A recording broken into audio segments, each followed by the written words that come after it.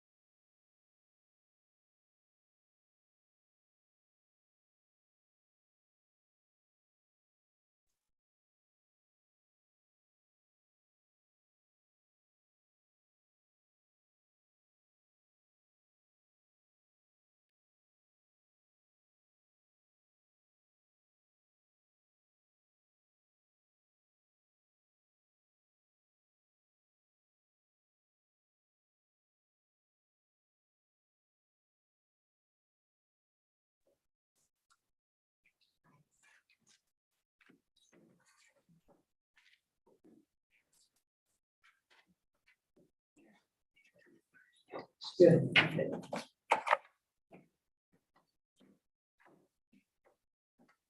Yep.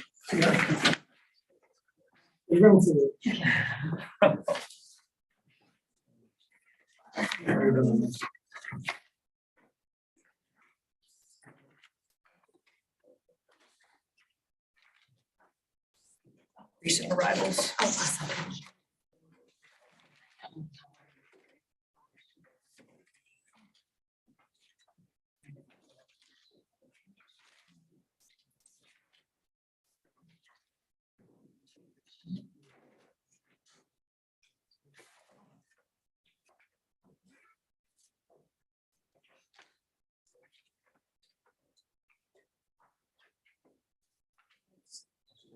Can you bring your name tag?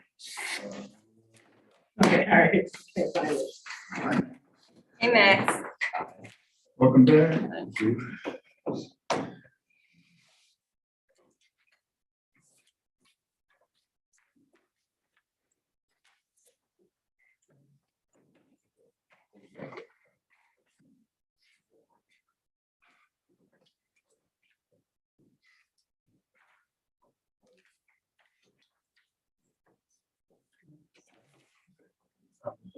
You got a phone? I do.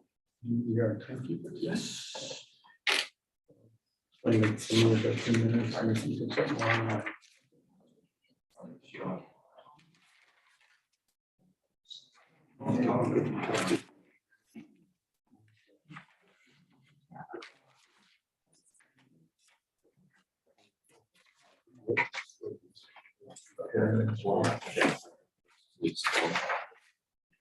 I gotta go.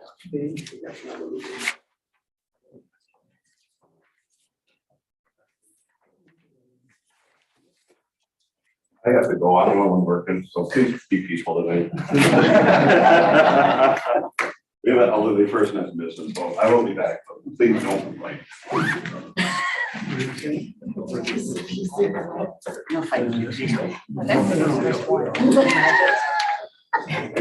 It's kind of sad. Moving.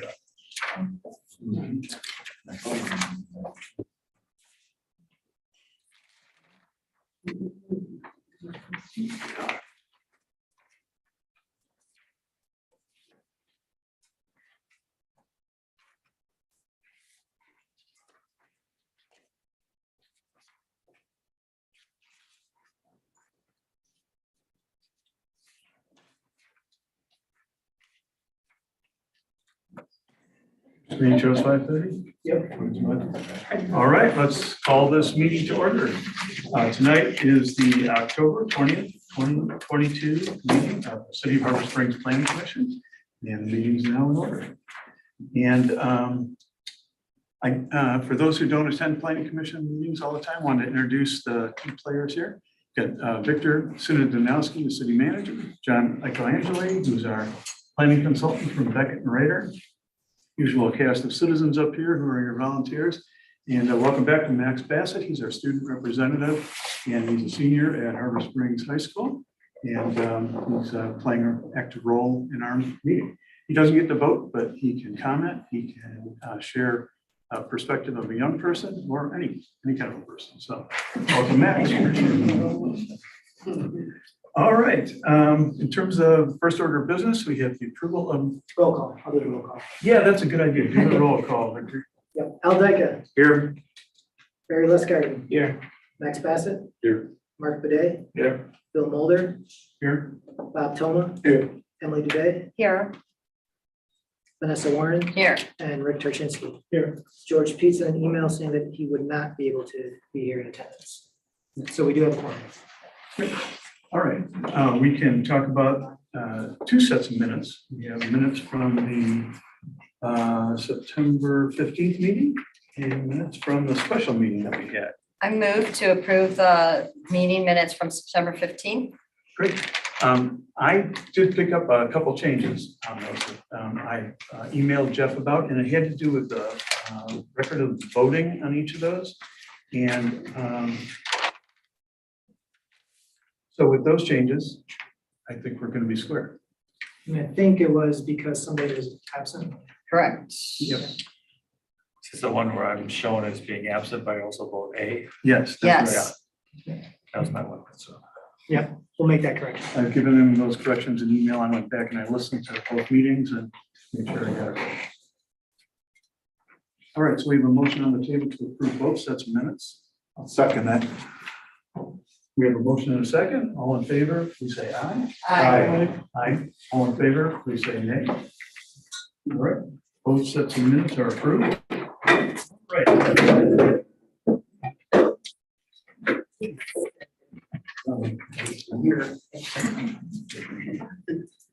All right, let's move on to the next section, which is public comments and correspondence. I noticed that we have a few letters up here on the table for each of the planning commission members. Those are great.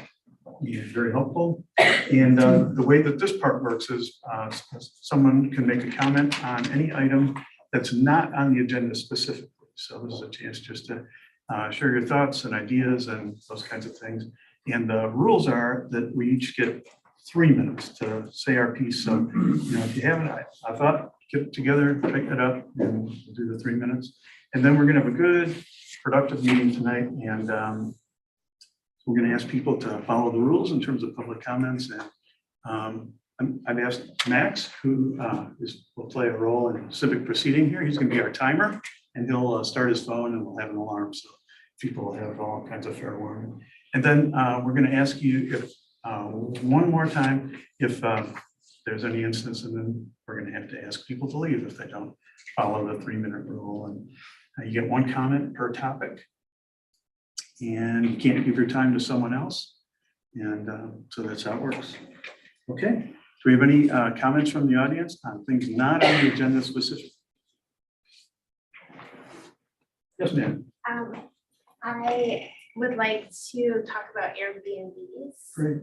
Oh, I'm sorry. Could you introduce yourself? Yes, I just want to make sure that, because I know you had a meeting last week. We did. And I just wanted to make sure it wasn't something that was coming up again. It's not tonight, so Okay. it's perfect. So I'm Ashley Sandal. I reside at 349 East 3rd Street. And unfortunately, I wasn't able to attend last week's meeting or the previous meeting that addressed Airbnbs. So hopefully I can give my comments now. My family has summered in Harbor Springs for 3 generations. I absolutely adore this community. And I was fortunate enough in June to purchase my own home here with my husband. As you know, it's a very competitive real estate market. So we had to do what we had to do to get the place. However, if I had known that I was going to live next to basically a hotel, I would have thought twice about purchasing my unit. I've been following closely on some of the scoring. I have to say, as someone who's directly affected, I think it falls short. I share a walkway, I share a driveway, and I share a wall with this rental unit. We have people coming in and out all the time. I have like a family of 11 who was here in June with kids running up and down screaming. And, I know this is a fun place to vacation, but I think people behave differently when it's not their home or it's not a place that they're renting year after year. The same family coming in July. We have a lot of that up here. That's wonderful. I think people who are transient. I had a group of guys on a golf weekend smoking cigars right outside my window. These are all things I've addressed with the owners. They don't care. They come up here for a couple weeks out of the year, and they obviously need the additional income to keep their place. So everything that I've ever emailed them, they're like, thanks.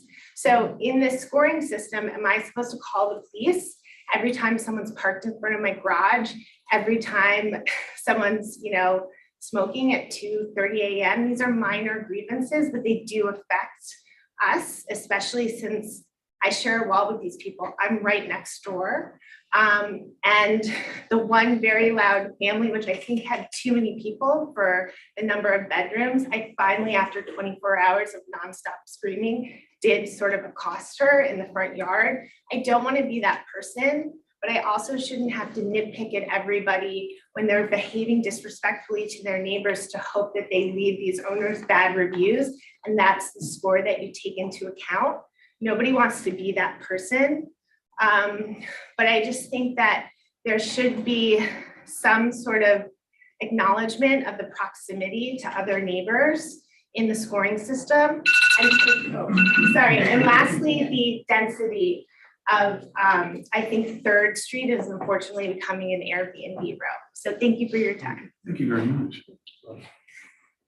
All right. Any other comments on things not on the agenda? Mr. Kenny? Okay, well, I think that I first want to say, well, my name is Patrick Kenny. I have reside at 134 Bay Street. My wife and I purchased the home in 1987, so we had a wonderful opportunity to raise our 4 children in that location.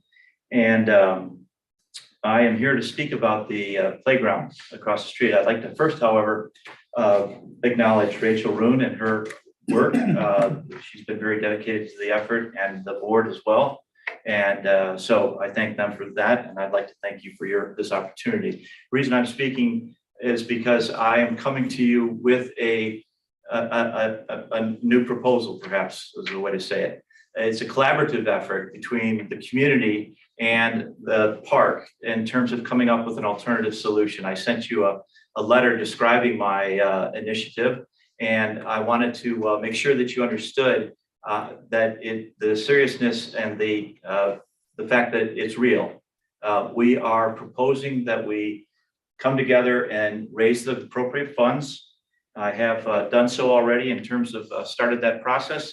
I have a spreadsheet of the costs to do that for brand new equipment, for new surfacing, for for maintenance, for shipping, for putting the project in place. I have the numbers. I know what they are. I have drawings of how the unit would look. I have different options on what units of playground we can have. I have aerial drawings of where we could look to options of where we could put it. Again, what I want to emphasize in talking to you tonight is that this is an opportunity for us to do what I believe is a better job, a bigger job, a job that's more complete and in tune with the playground. Let me speak first of all to the playground equipment. It would be brand new. Now, today's the trend, and I didn't know about playground trend until I looked into this, but there's a trend out there. When we were younger, and certainly with the old equipment, it was done in a linear fashion. So it was a piece by piece of equipment that meant larger fall zones for each piece. The newer trend is for composite type equipment, where you have more units that take up less space, that allow for more options for children to play on, with the opportunity that more people can use those. So it reduces the surface area.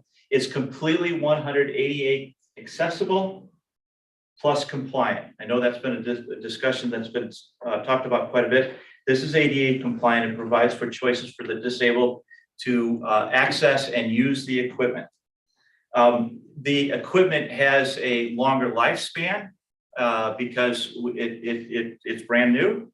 And let me talk about the lawn or the spacing of the surface. So what we have investigated is that there is a surface called a Forever Lawn Ultra, which has individual blades of grass of 1.5 inches. It even has a thatching to it.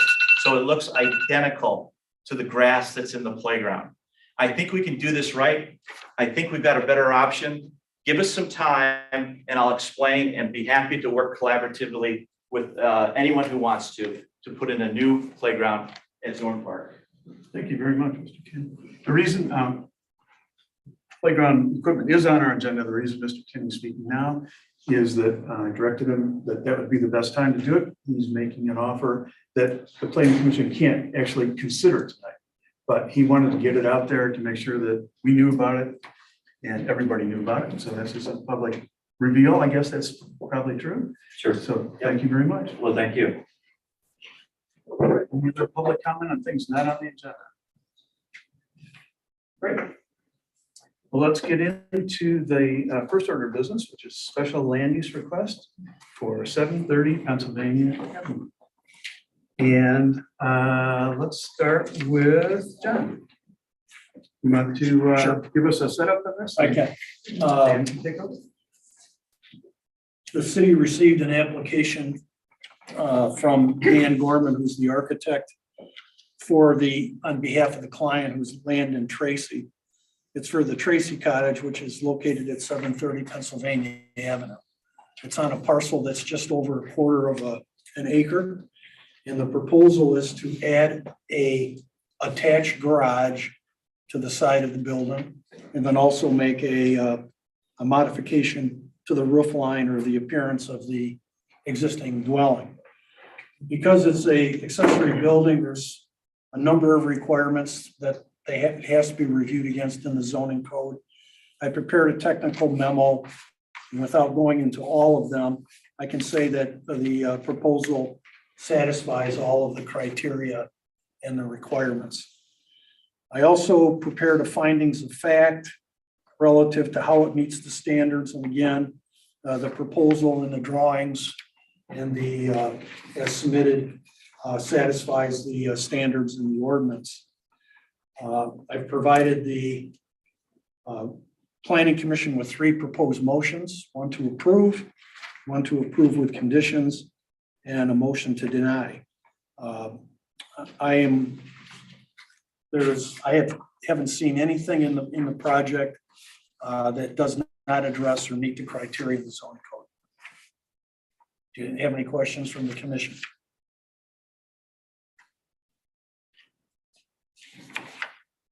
All right, Mr. Gorman, would you like to say anything? Sure, the Tracy's bought the cottage about a couple from Dan Gorman Home Design. Tracy's bought the cottage about a year or two ago, and they're looking, it came without a garage, so they're looking to put a garage. I spent lots of time with Jeff figuring out the best way to do an accessory building. We attach accessory building, like John said, that there's a particular formula for attaching accessory buildings to the houses, which we met. And by that, we also looked at the overall view of the house, and we're just going to change the architecture, bring it up to more of the cottage feel down there. Other than that, that's all I have to say. So we met everything I believe that's been requested. I will point out, Victor, if you could show a picture of the existing property from the street. The one thing I think that really improves This one? no,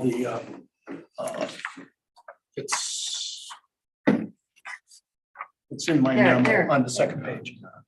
So there's the existing. on the Yeah, right. it's my technical memo, second page. You have that on your? Yeah, I can get that.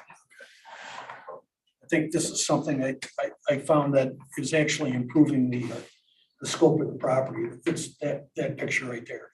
Currently, there's a drive and a parking stall that's off of Pennsylvania, which requires the occupant to back out into the street. With the proposal with the attached garage, they are now going to have a driveway, which I think improves the safety, both for the occupant of the building plus the pedestrians and people that use bikes along Pennsylvania, that a car would not be backing out into the street, which has a safety concern. So it actually enhances the safety of the existing of the current driveway, in addition to improving the architecture of the home and the cottage. Planning commissioners, do you have any questions for Reba? And I just want to clarify, we're not being asked to approve the building of the structure, we're not being asked to approve a site plan. All we're asked for is special land use approval for the guest quarters. Yes, And the way they're depicted is in just the as attached an garage. activity room. Correct. Yeah. But it could be used in the future for living, so it fits our definition of guest quarters. Okay. Any comments? I just want to know it's a great plan. John, do we have to open this public hearing? It's a special land use? Public comment? Yeah. It's public comment. Yeah, great idea.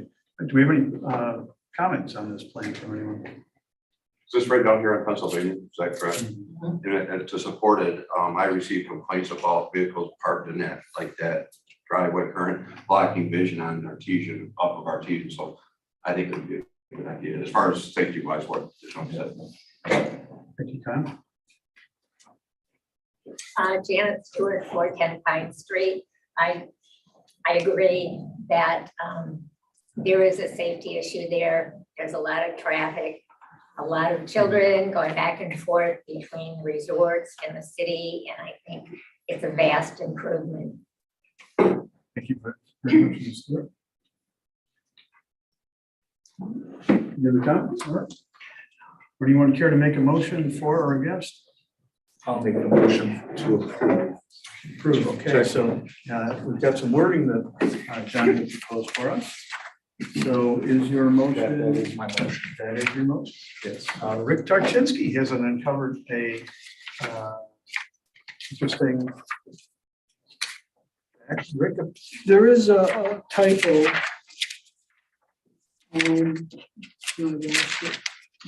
In John's report.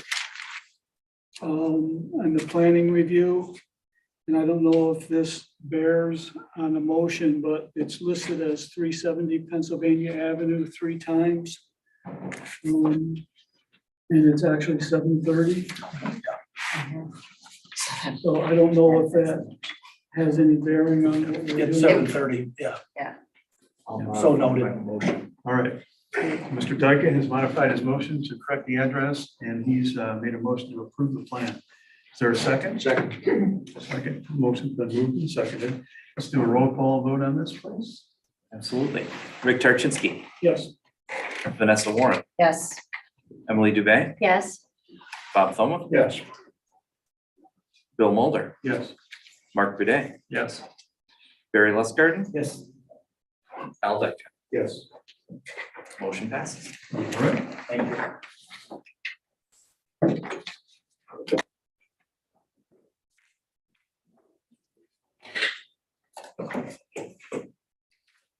Welcome to the.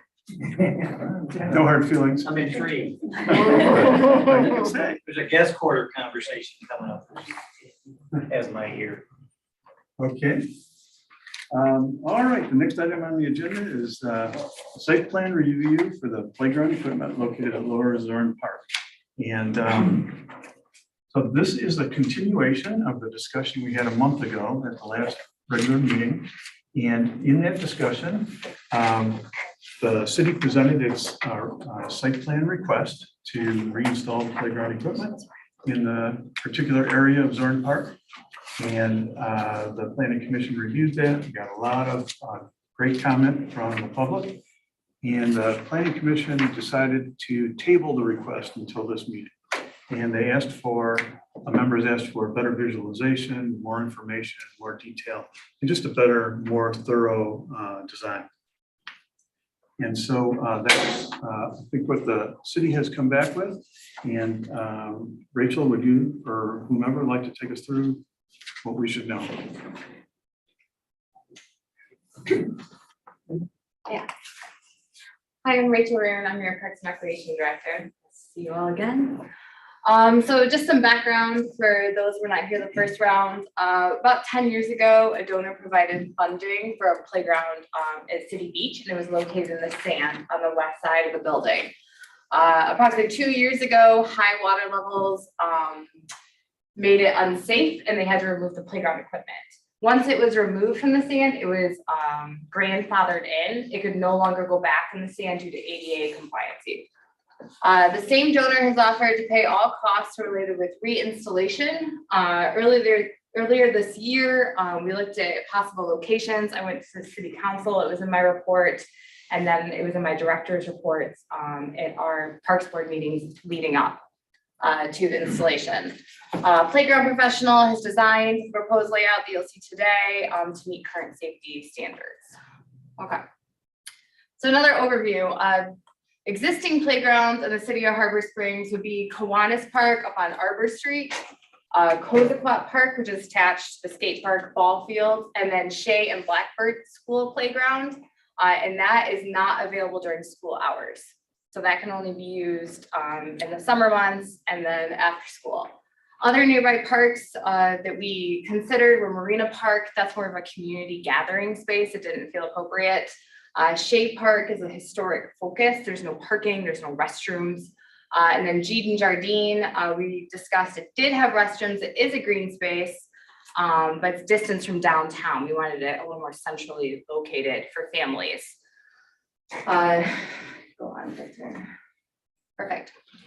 So goals with reinstalling the playground. Design the playground in accordance with current standards and ADA accessibility. So when I say ADA accessibility, I mean the wood chips that we're going to put in allow for wheelchairs and accessibility in that way, although not all the components are ADA compatible. Locate the playground to minimize risk to children from vehicle traffic. Design the shape of the playground with more of a natural flow, which you'll see we have edited for this, and minimize the impact on views and to minimize visual clutter. Retain as much green space as possible for Frisbee and football, and maintain a grassy sitting area adjacent to the beach where people like to sit and picnic, as we've all seen year to year. And then try as much as we can to avoid underground infrastructure. Master plan alignment. We went over this at the last meeting. We have a Parks and Recreation draft master plan. Goal 2 is to provide residents and visitors with a variety of recreational activities. If you've been down to that beach, that's the amenities, is the beach and the water. That's an amazing amenity. We're trying to add something else to that park that gives kids something to do once the water is too cold for swimming. Rachel, I think I can save you some time. We went through a lot of these last time. If you want to just move on to the plan itself. Yeah, That- by all means. Fantastic. Okay, so site analysis. Dan Mulder, who's our board chair, is also a landscape designer. She came up with this flow analysis of the park, I believe you asked for. So it shows all the underground infrastructure would be these lines. You have the memorial site, so this would be the flag, that would be the cannon, the fountain, and then you have the vehicle flow. So it shows kind of the overall flow of the park and the one-way on Bay Street. Go ahead, Victor. So functional activity diagram. The other thing we talked at the meeting was the activities that are held at the park, the events. So what would be left? So this is where we propose you put the playground. This would all be Upper Zorn is where the art show happens. Excuse me, Rachel. I don't mean to yell into this screen here, but the PowerPoint for those on Zoom is not keeping up. We're still on your cover screen. So if somebody there in the audience can keep the PowerPoint consistent with your speech, that would be great. Thank you.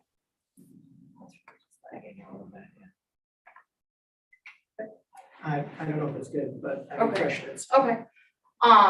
So the car show would still have all of Upper Zorn, and then they would have the southeast section of Lower Zorn.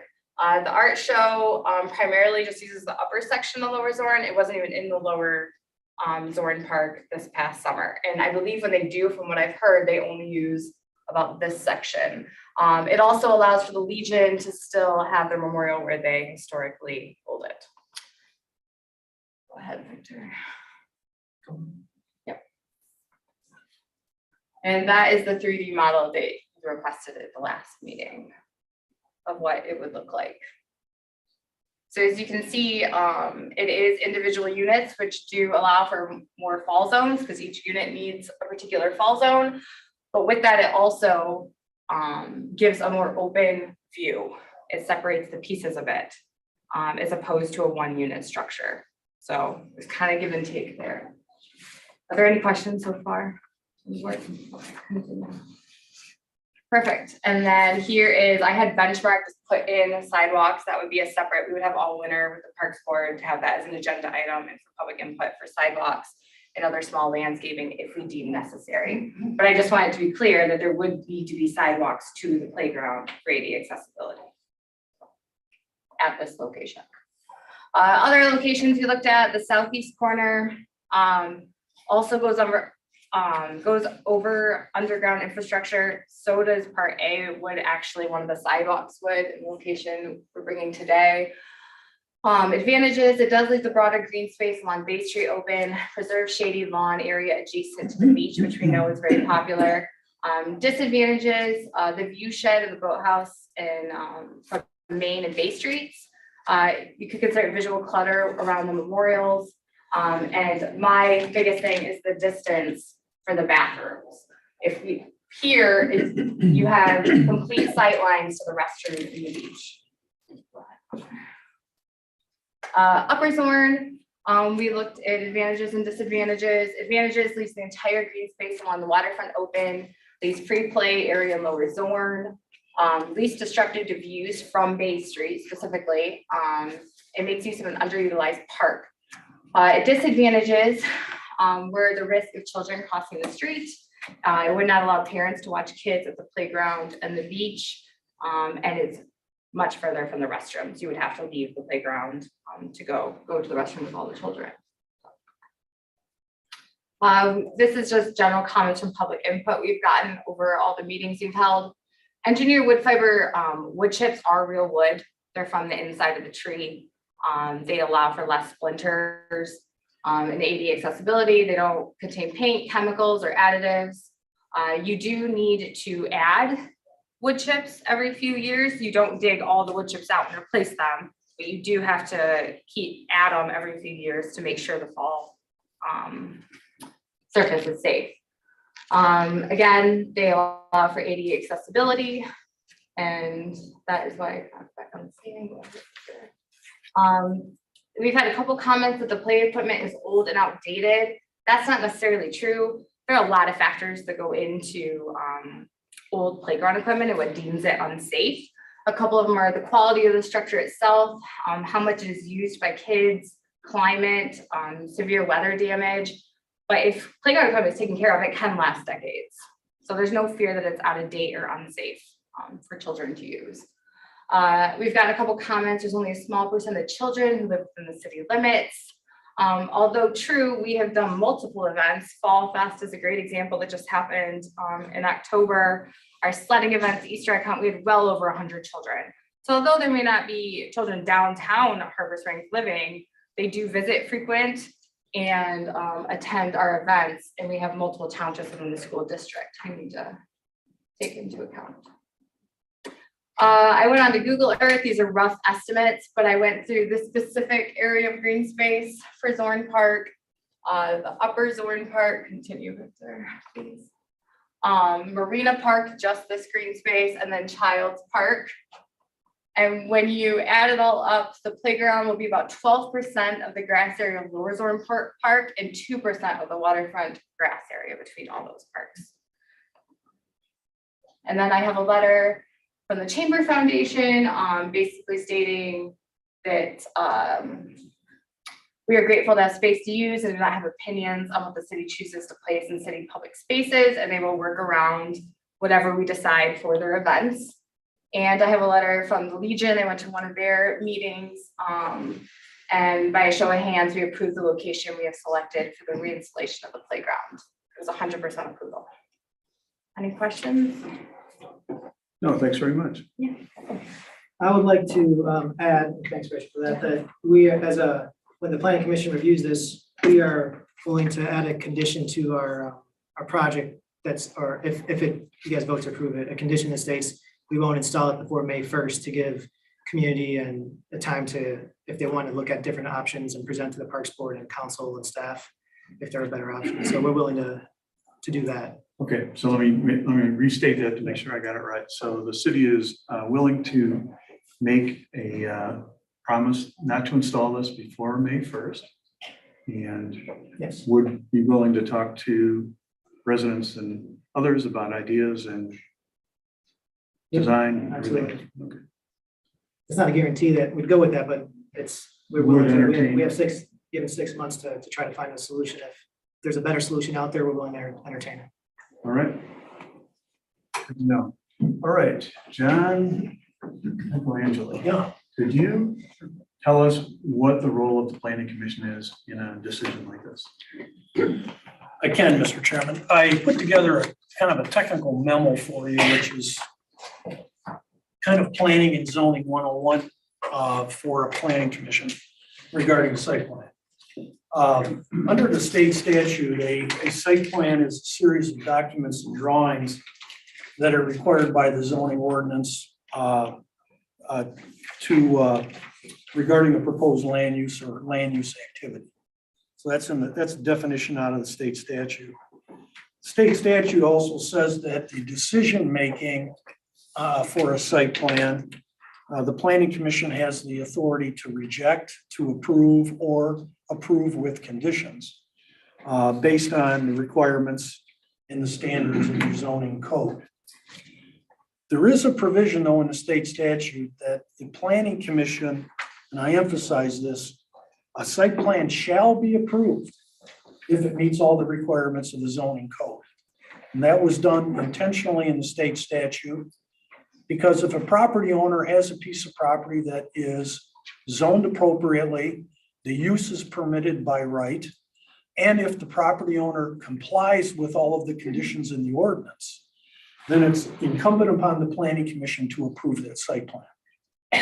Unless it doesn't meet any of some or all of the criteria, then you can reject or you can approve it with conditions. The proposed property is within the city's future land use plan, which is designated waterfront district. I included that in the memo that basically says the waterfront district is intended for accessibility to the public, it's open space, all that good stuff. In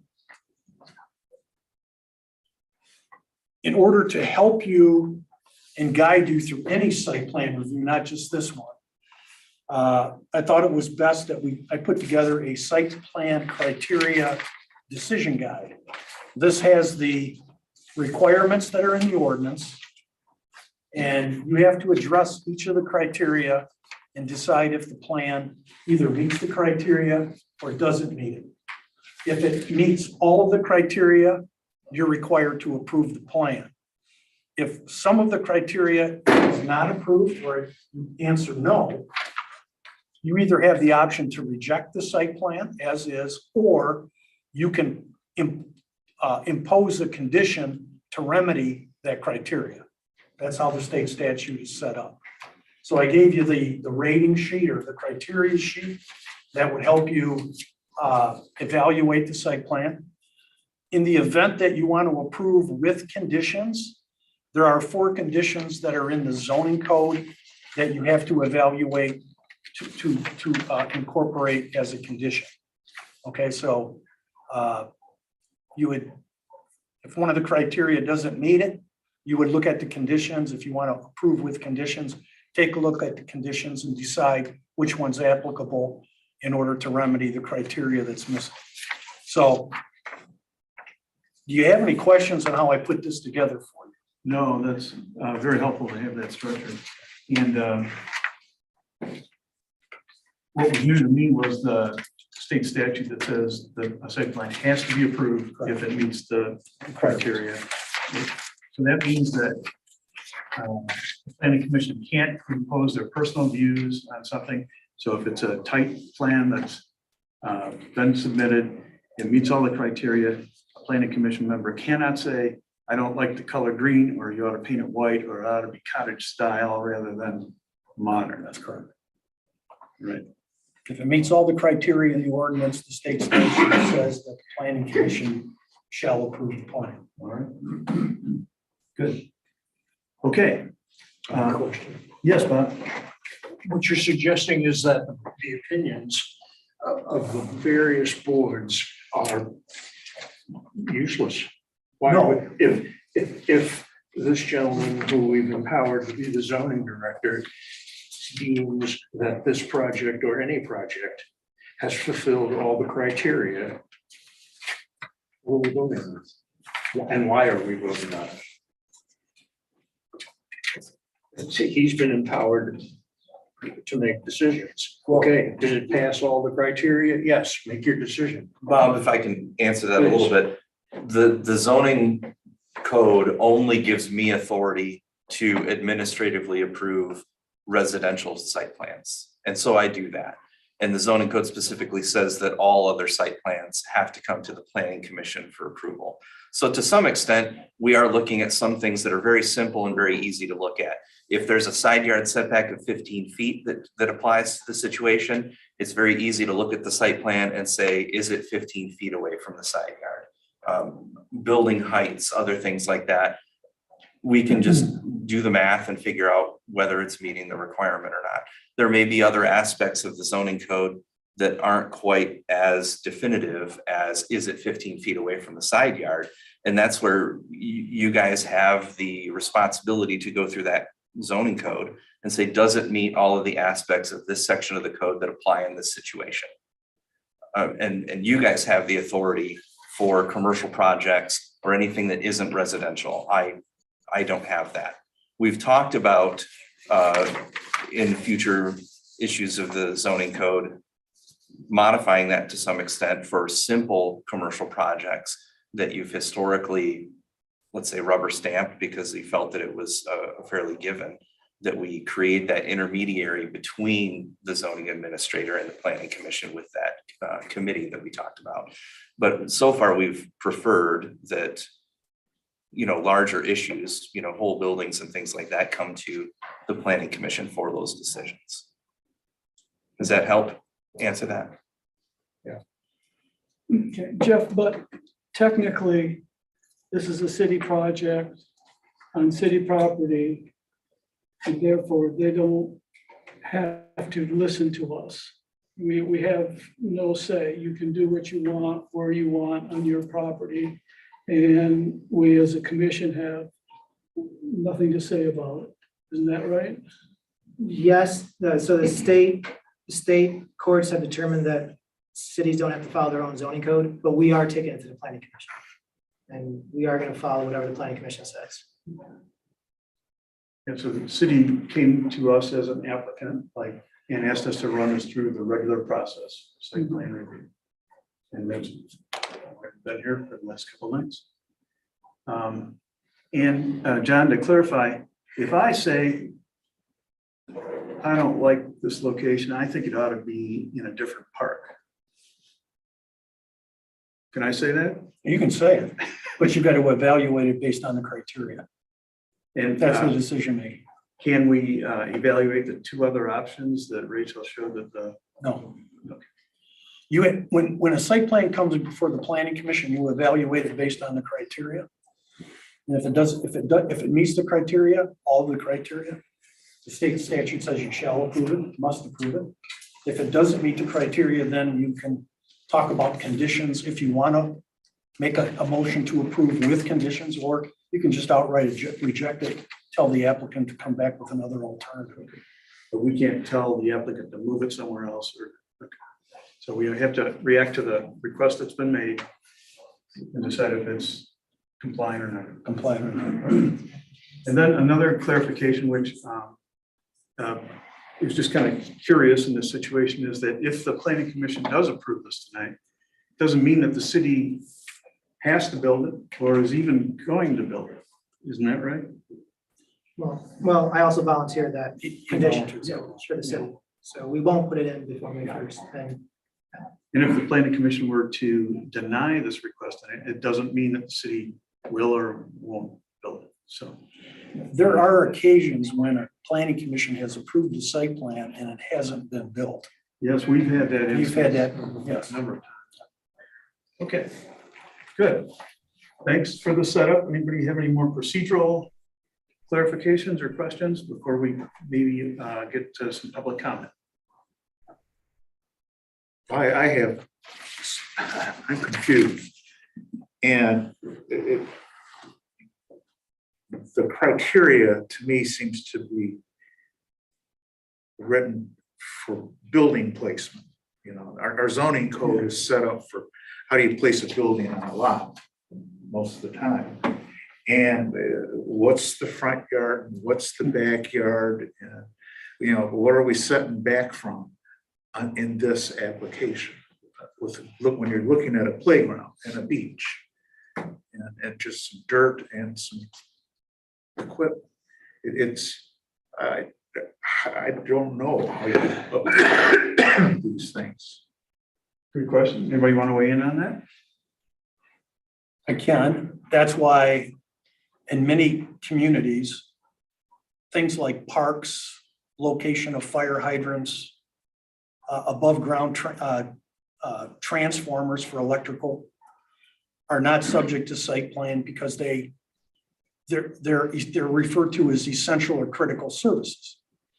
And you're correct. You take a look at the criteria and you're evaluating the criteria for this site plan, which is a playground, based on some of the criteria. So one of the criteria says that the exterior architectural design of the proposed structure.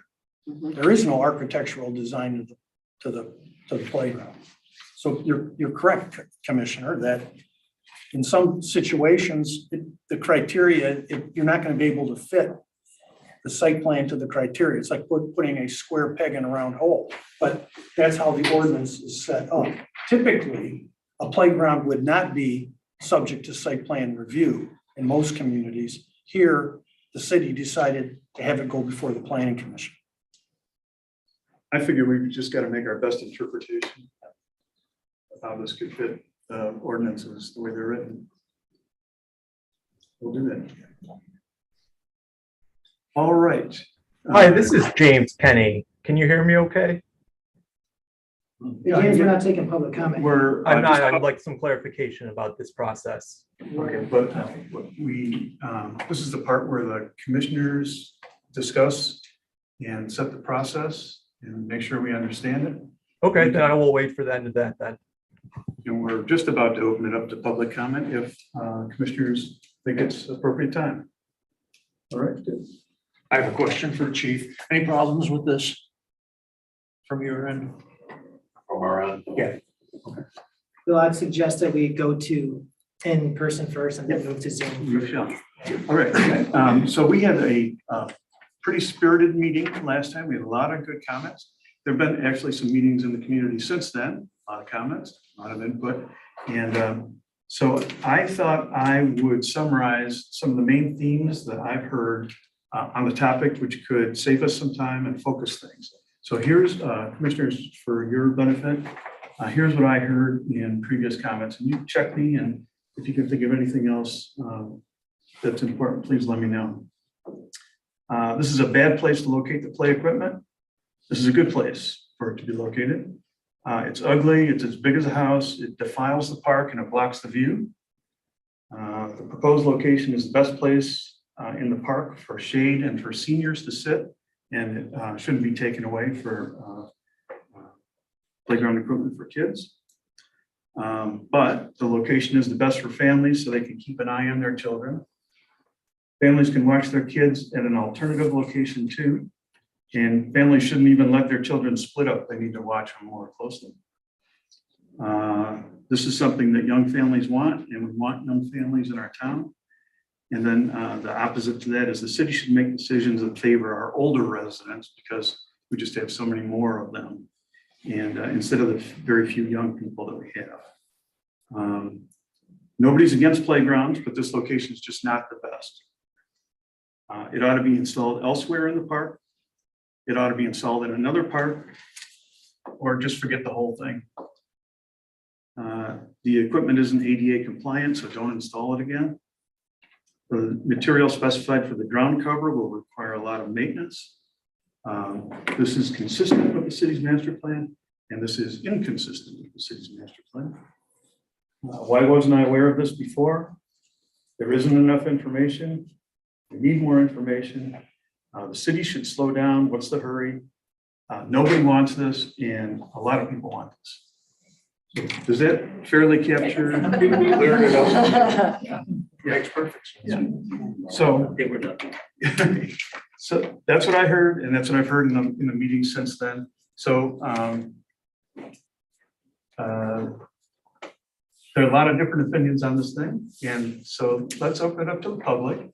And now is when people can have their 3-minute say on this. So organize your thoughts well, and then let us know what you think. And remember, if you're saying it ought to be in a different location, we can't say that yes or no to that. But you can say it. That's your right. And your input's valuable. So who would like to go? Yes, ma'am. I'm not good at talking, but I wanted to go back to the picture of the site analysis. Could you introduce yourself? Oh, sorry, Debbie Perone, and I'm a summer resident And where do you live, Debbie? here. Your address? Yeah. I live on Harbor Point, and we have 2 houses in Wheatley and 1 in town. Great. It wasn't that one, but there's the. Don't start my 3 minutes. Yeah, don't start. Which one are? It had a picture of the park, and I think it said site analysis. Yeah. So my concern is this road right here. This road, we haven't had that playground equipment up for a couple of years. This road is so busy. You've got a little bit of parking for the people coming to the beach down here. There is no other parking here except for over here. So I think when you've got the beach people coming, now you've got the park and the beach people coming, and now you have just the park people coming, and then you have the tourists that still go driving through every day, and you've got people that live on this side of town going through there. I think it's a nightmare. It's a traffic jam. And I mean, I don't know why anybody hasn't looked at that, but that's so much traffic going through there. Then you've got the kids playing here, and you've got their favorite thing to do, which is the drinking fountain. So these kids are going to be playing here. They're going to want to run across the street to the drinking fountain. And then they're going to run, some will come down to the beach, and the mom's here, Your kids running up there, who knows? You've got 3 kids, and I just think it's a mess that can happen, but the traffic really has, I don't know where you're gonna park, and I know, was it Rachel? You had said you want families in town, but families that live in town to walk there, is that what you were referring to? Or visitors. I mean, Where are they supposed to park? Or do you want them to walk? Or, I don't know, I don't know how there's enough parking for everybody. So you said you want families to come. Me personally, I would put it out here. You've got tons of parking. You've got safety. You don't have the beach right on top of you. You've got a lot of green space. You can have birthday parties here. You can have food trucks here for birthday parties here. It just seems like it's more open and more friendly to what you guys are trying to create. I know it's not downtown, but it is in the city limits.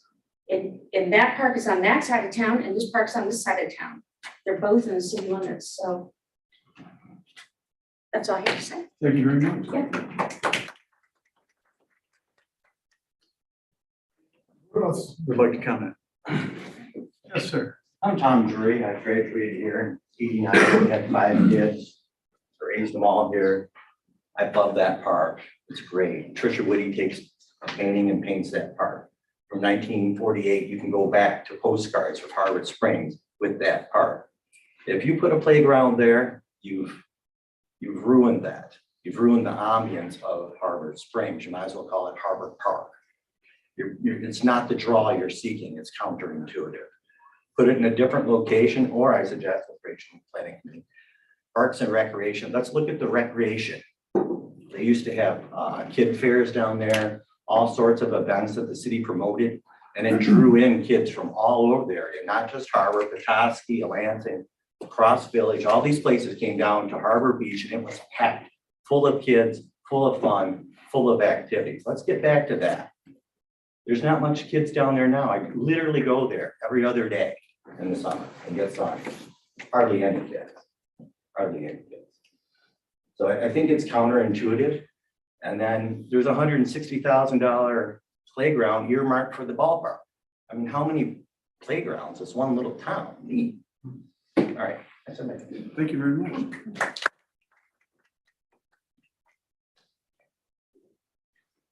Anyone else like to make a comment? Thank you. I'm Sarah McLean. I live at 50 Washington Court, and I just wrote my notes so I can be as concise as possible. I know I don't have as many years as residency as some people here, but I have lived here for quite a while, and I can speak to what it's like to have a young family here in town. I know that the data is showing that our town is getting older and that children only make up a smaller percentage of the population, as stated before, but I worry about the greater impact of that and what the message is to young families as they're looking, if they're looking to move to the area. Are they going to choose a city like Harbor Springs, or are they going to choose something that's more friendly to younger people like Petoskey or Boyne City? I wonder what it would look like on our year-round businesses if we have less families that are living in the area. I wonder what it would look like to have employees to work in our businesses. And I wonder what would it be like to have less people who contribute to this small town charm that many of us love and enjoy. I'd love to see a playground below the bluff. Somewhere in the downtown vicinity would be very nice. I believe there's been a big misunderstanding of what young families in our community would like. I've heard many times in these discussions, where are the parents? Like, where are the parents with their opinions? And I can only speak for myself as a parent. I have 3 young kids. It's difficult to spend time away from my children on school evenings, especially with extracurricular activities, homework, bedtime. I mean, I don't know how many of you guys have suffered through that at times when kids are super tired. So it's especially difficult to ask parents to put forth time and energy in a topic that has become so adversarial in our town. Yet it's a topic that's meant to bring so much joy.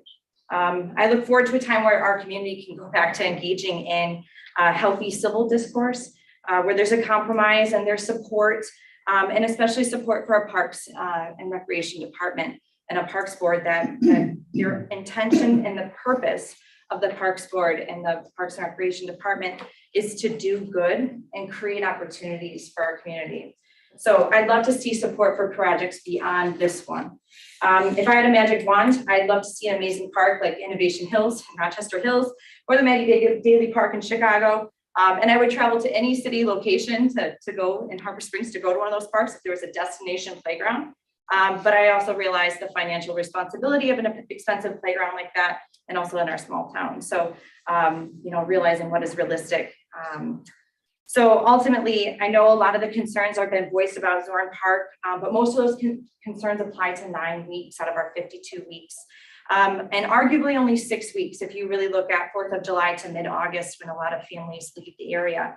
So I believe a playground will attract more individuals to Zorn Park throughout the year, not just during the summer season when the water is warm. And in turn, that would bring more people to our downtown businesses during busy season. So unfortunately, this feels like a win-lose situation within our community. And it's really sad to see the division on so many issues.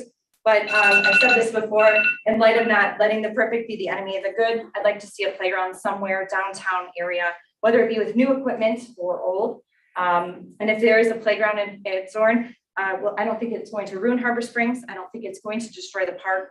I don't think people will stop using the park, and I'm sure it will disappoint some, yes, but I'm sure it will excite others. So thank you very much for volunteering all of your time. Any other comments? Yes, sir, in the back. Dave McVicker, the lifetime in the area, Pleasant Planning and Design, Environmental Planning and Design. I guess just concisely, I would say you've had a lot of opinions on both sides of the fence on it. I guess me personally, from having a lifetime here and recreating quite extensively with what Mother Nature provides us here, that's what's been important in my childhood and my kids' childhood. And so I actually think it's really totally a horrible idea, seeing how it's October and it's going to be horror, horrors coming on. But play on where that just came to me the other day. For one thing, there's already plenty of playground in town that we paid and provide and maintain, and big expense. Now, my thinking, and I'm totally on the other side of the decision to get rid of the tennis courts. And I'm thinking, if you don't want tennis courts at the waterfront, I'm certainly that you don't need monkey bars, at the waterfront and or playground equipment, because the waterfront's for another purpose. As he stated, what happened to yard games and grass games, and kids can get plenty of exercise playing a Frisbee and doing all this stuff. They don't need to have a mechanical structure there to deal with, It is too much distraction for a lot of the families and mothers, because they might have kids down in the water and then they got kids up there, and what one's getting hurt and this one starts crying and that one's drowning, That's kind of a complex thing to try to enjoy your day at the beach, for families and or moms.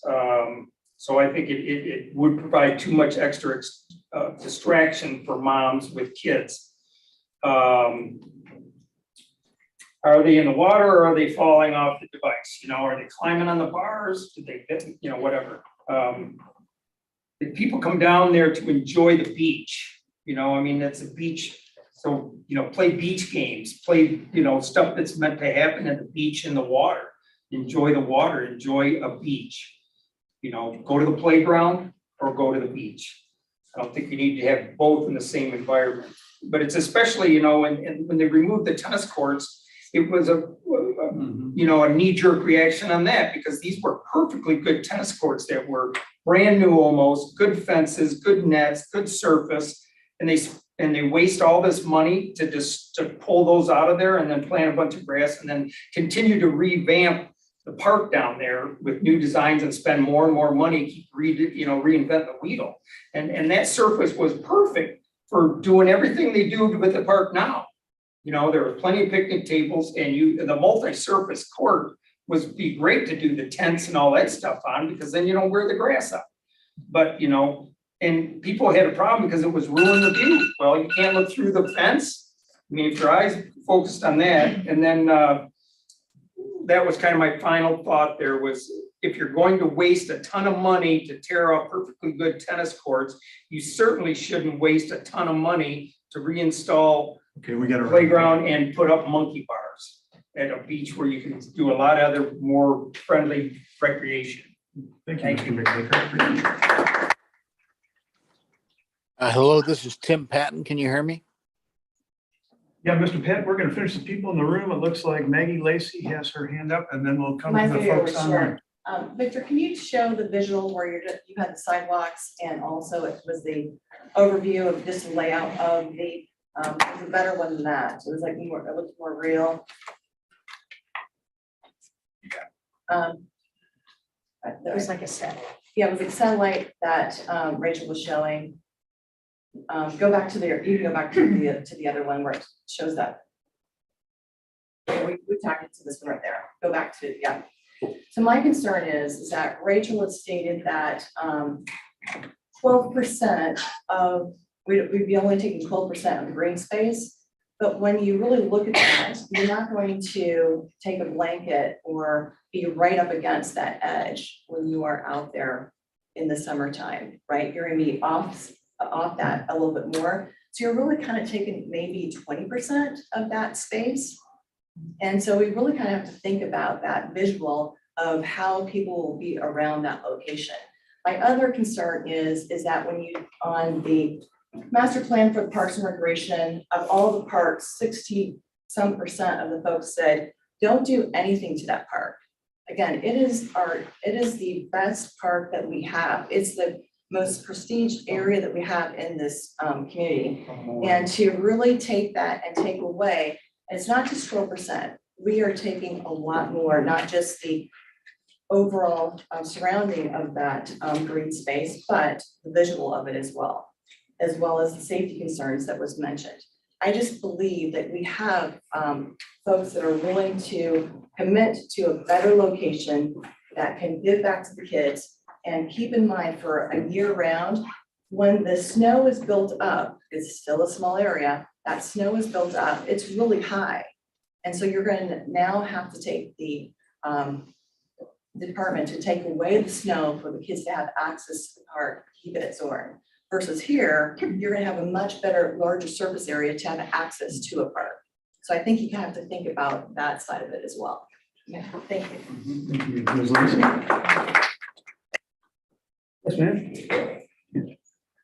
My name is Liz Tygland. I've lived here my entire life. We have a house on 2nd Street. My mother-in-law has a cottage on the Point, and then we also full-time live over by Boyd Islands. But I am 100% for keeping a playground near the beach. I don't remember 1 second of my life that there was not a playground at the beach. So when people are saying they're concerned for water safety and watching the kids on the playground and going to the fountain or doing whatever, it's always been like that. Doesn't matter if it's on that side or that side. Still the same exact thing. Do I care honestly if it's there or across the street? No, but I think it needs to be downtown. We've always had it.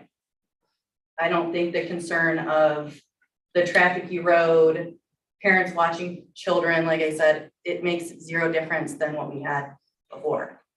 So my mom never sat next to the playground the whole time, but she still had 3 kids to watch. I have 3 kids. They've all done the playground. We're all good here. So I think we need to keep the playground by the beach somehow. Thank you, Ms. Taylor. Thank you. So we were here. Ms. Stewart. Hi, Janet Stewart, 410 Pine Street. I've been coming up here all my life, over 70 years. I spent summers in Weequahic. I lived in Harbor Springs, or had a cottage in Harbor Springs for 21 years and have been a full-time resident for the last 2. I spent summers at the beach, playing on the equipment, as well as the beach down in Weequahic. I currently have 3 grandchildren, 8, 6, and 2, who absolutely adore the beach and the playground. They were devastated this summer when they came up and there was no playground.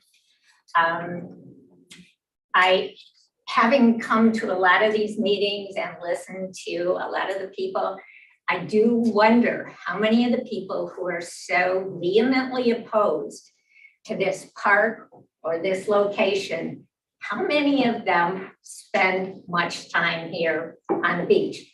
I could be wrong, but I've never seen these people at the beach.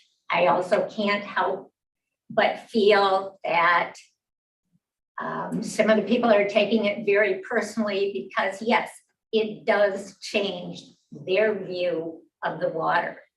But we have a number of parks along the beach, Marina, I'm sorry, I don't know the name, where all the gardens are. There are lots of trees, there are lots of benches. There are, in my opinion, it's a more beautiful view if you take it from Bay Street than if you do from the park.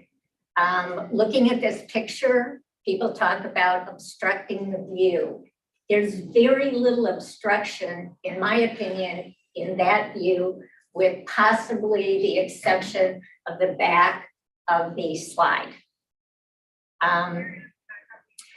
As far as traffic patterns, that road has been there. It used to be a two-way road, now it's a one-way road. I don't remember any problems with it. I do feel that moving the park closer to the west side and along that sidewalk. I have a granddaughter who loves to go over to the sidewalk where it drops off into the stony water, and I hold her back. And I know there's been talk about building another fence or whatever there, but to me, there is far more risk for children being closer to the drop off and the cement and the rocks and the water over by Wallstrom's than there is along the street. So I would really hope that the commission or whoever makes the final decision would approve the Play Founders Park. Yes, ma'am. Hi, Karen Stroud Donnelly, 644 Ann Street. I will start by saying I'm a proponent of the recommendation by the Parks Board to put it where it's shown right here. I think for you on the Planning Commission, it's really, I know you presented criteria that would be used to determine whether or not a site should or should not be approved. But I think part of the criteria also should have to do with end use of the property. Is this intended for young families? Is it intended for seniors? And is there a way to do both? And I believe that there is a way to do both. First of all, there's lots of picnic tables on the grass, you know, for people that don't have kids and just want to enjoy the park. For people that do have children, and I've lived for 30 years, I have 3 kids, 2 of whom are twins. And one twin was somebody who would be on the monkey bars the entire time. And the other twin would be the one in the water swimming because she was a total in love with swimming kind of girl. And if I had to have all that distance between a park by the east side versus where the beach is, that would be a big problem. But if I had a park that's right behind where I am by the beach, I could watch both of them. So I think it's really a debate between the view and the end use. Who's going to really use it? The argument that the town's getting older, yeah, that's true. But do you want it to become a ghost town because you can't attract any young families here any longer? Every club, every kind of private business in the country that serves families is trying so hard to get young families involved. That's a big issue in a lot of communities, a lot of private clubs and so on and so forth. So we don't want to lose that. We don't want to become a ghost town. We need to serve the younger families.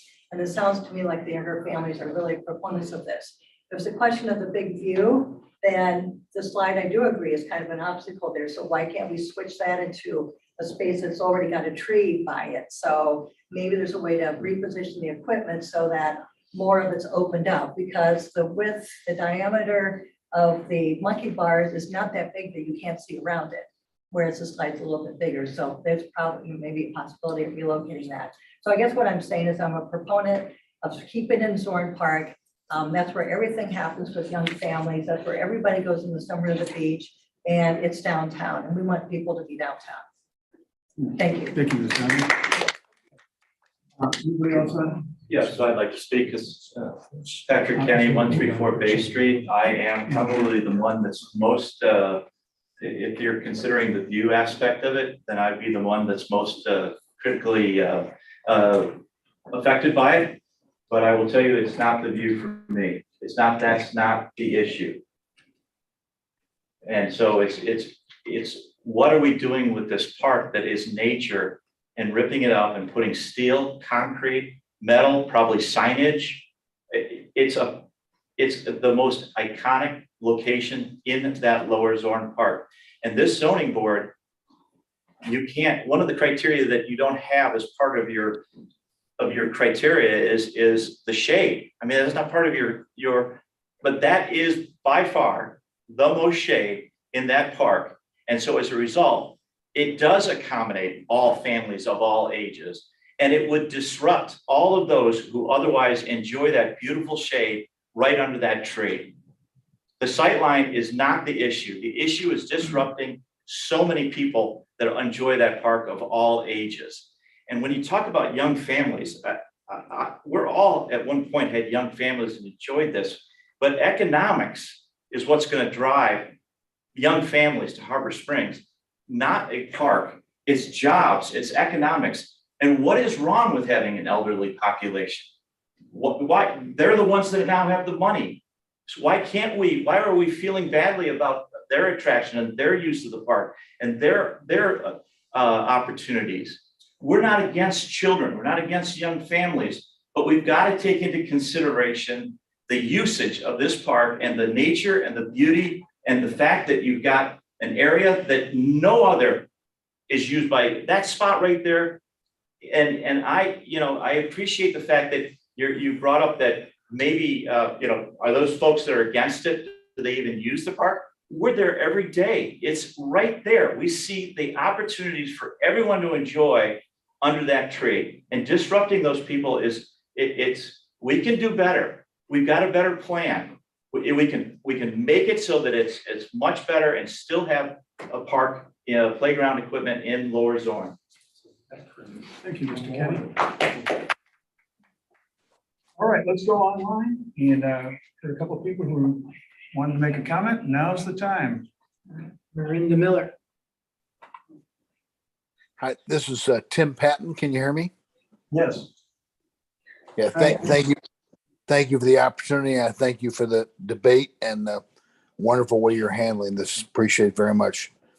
So I heard the technical analysis early on relative to the purview of the commission and the regulations and the state guidelines, so forth and so on. How does that relate to the city's master plan? And in the master plan, some directive as to trying to keep as many open views of the water as possible and so forth and so on. Does that relate, or does that kind of just get pushed aside by other aspects of the zoning and regulatory aspects?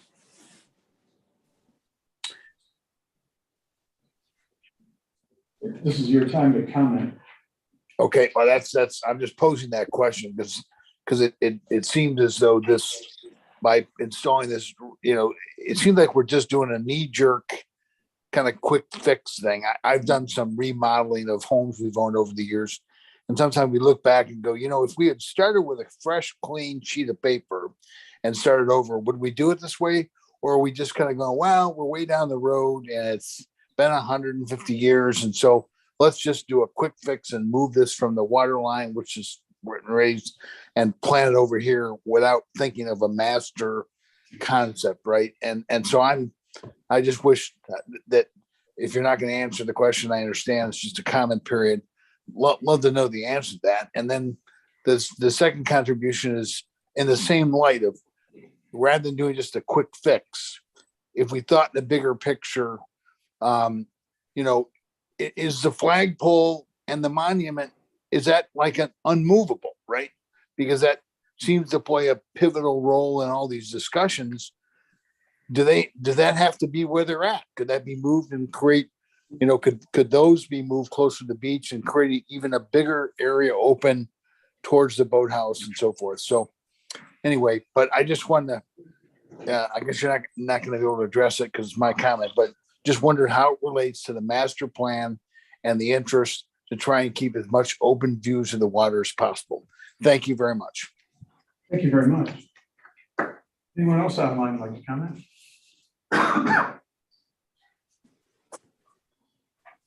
Hi, may I speak? Hi, this is Miranda Miller, 651 Second Street. I was making a few notes here, and actually a few people have already brought up what I was going to say. And one is regarding that Maggie said about the percentage of the green space where it sounds very low.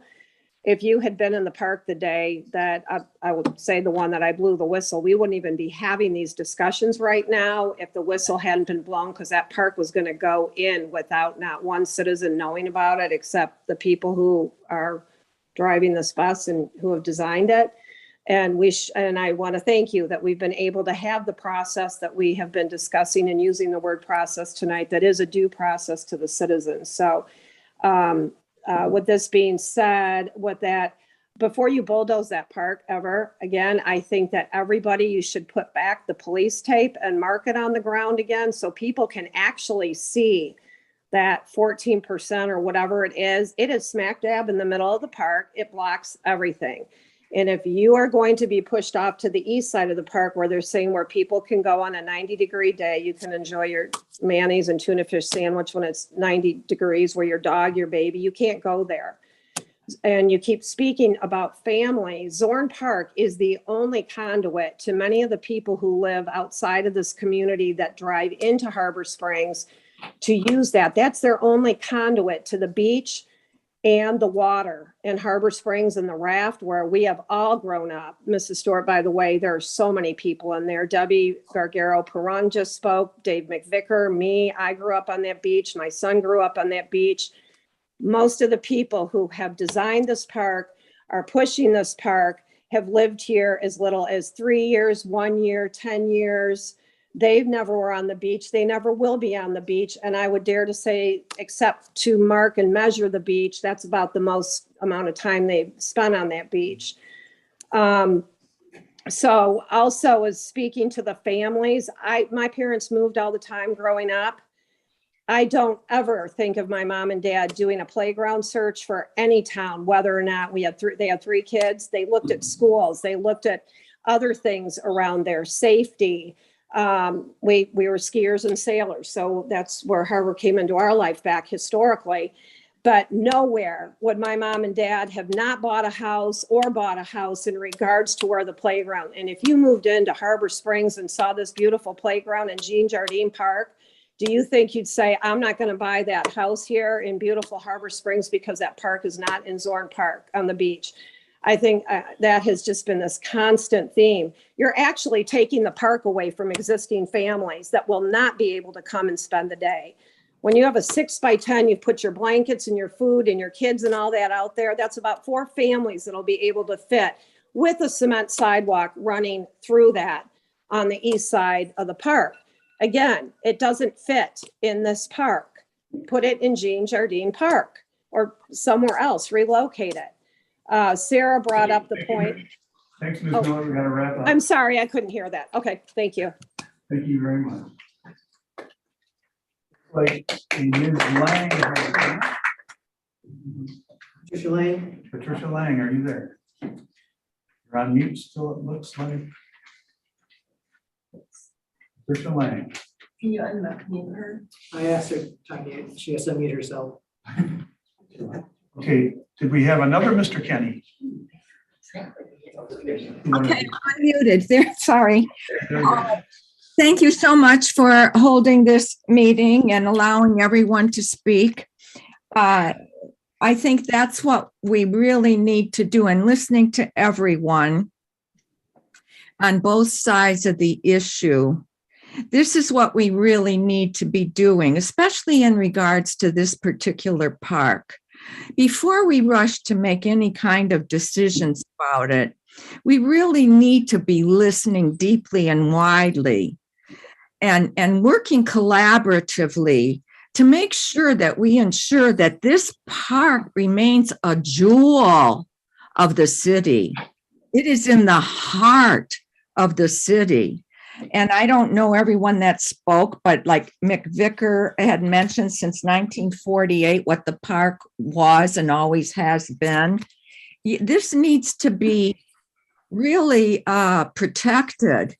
And from listening to everything and everyone, I really feel that this issue needs to be postponed and looked at more deeply and widely before any decisions are made.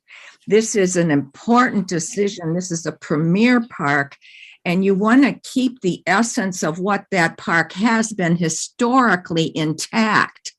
And so many people, and I empathize with everyone, and I agree with the comments. Just take your time before we make the wrong decisions. Like with, I heard something about the perfectly good tennis courts had to be dug up. Let's not make wrong decisions. Let's take our time. Let's make sure we do the right thing, and we do the right thing for Zorn Park and for the city of Harbor Springs and the community. Thank you. Any other comments online before we get back to the commissioners here? Okay. Sounds like Hi, this is James Kenny. Yes, Mr. Kenny. Yeah, and I like I mentioned, I wanted some clarification if that's okay. Well, this is mostly your time to comment, but go ahead and phrase it and we'll see if we can work it in maybe in our deliberations. Okay, so I've watched several of these planning commissions now, and this is the first time that I've seen this criteria used. Is that correct? No. No. Okay, because at the last meeting, my understanding was that the criteria to be used was whether or not the proposal was consistent with the master plan. I'm sorry, I said I wasn't going to respond, so why don't you go ahead and then let's see if we can work these in as we start our deliberations. Okay, well, I'm going to speak to the master plan then. And this obviously is this proposal is not consistent with the master plan. Specifically, goal 1, which states to maintain the distinctive and natural character of the city. That's this proposal is in direct opposition of that. You're taking mulch and steel instead of the grass and the trees. The term visual clutter has been used before, and that's exactly what this is. And the stats provided regarding the size of the footprint, I find somewhat deceiving. The functional diagram was used, and that shows that there's quite a bit of area there. But if you take into consideration the fact that there is a grade there, folks can't use that area to play football or soccer or throw the Frisbee. Additionally, the 2,500 square foot footprint, that's twice the size of my house. That's very, very large. And frankly, it has that aspect of this plan has not changed at all. Secondly, goal number 10 of the master plan speaks to trying to maintain the open views. It's hard to see how this wouldn't block the view. And I think the 3D model actually speaks to that. If you notice, it's on an angle, you're not seeing it, forward and backwards. And so from that standpoint, it would block the view. And I think several other people have spoken to that. Specifically, even the Parks Director mentioned that at one of the meetings that it would in fact ruin the view. And then lastly, in the Parks and Recreation master plan, and I think this is a really important point, and I think someone spoke to it earlier. They asked the exact question of, would you want to sacrifice green space for added amenities? And Zorn Beach and Zorn Park was one of those options, and 75% of individuals said they would not want more amenities. And so since this is a public space, I think it is important to take into consideration the public's opinion. There's several people at several meetings that have spoken up against this plan. There's been several Mr. editorials in the Harbor Light speaking against this. And so I think this plan is not consistent with the master plan and should be rejected. Thank you. Thank you very much. Okay, we also have, I think, Maureen Kenny. She has her hand raised. All right. Ms. Kenny? You're on Hi. mute. Yep, Okay. can you hear me? Yes. Okay, so I'm a rule follower. So I'm confused about the criteria. It seems a little vague as it relates to city property. So if I'm gonna go build a house in Harbor Springs, I submit a plan to you. Here's my house, here's my garage, here's my driveway. You approve it. 3 weeks later, I come down and say, oh, to myself, I'm gonna move it 15 feet to the right because I think that's good. Would that be allowable? Or do I have to follow the permission that I received from the zoning committee? Bill, can you just say yes or no on that one? No discussion, just say yes or no.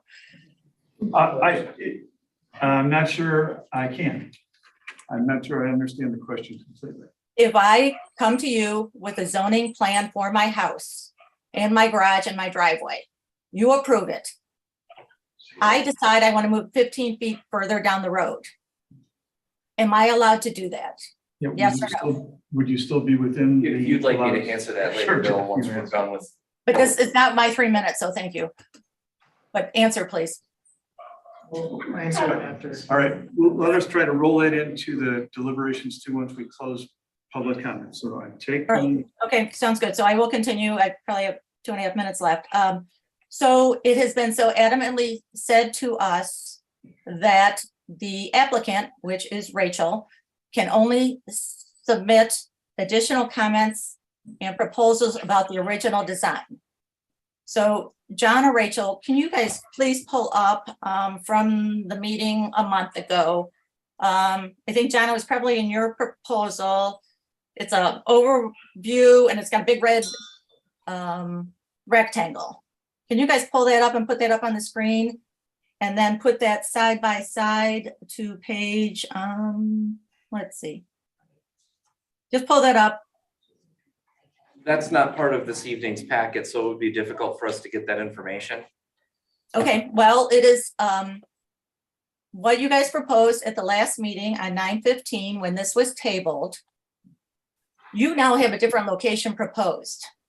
And I wish we had that red triangle up there. You have moved it now further to the tree and the flagpole. So in my opinion, what they have submitted, they have changed their rules in their plan already. So now pull up, please, PowerPoint page 31. Can you please put that on the screen for everybody to look at?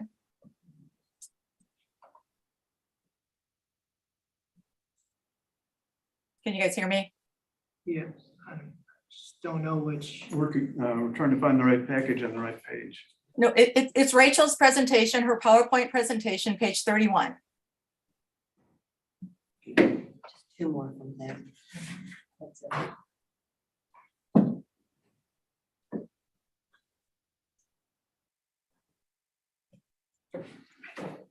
I'm not seeing anything yet. I'm just seeing criteria.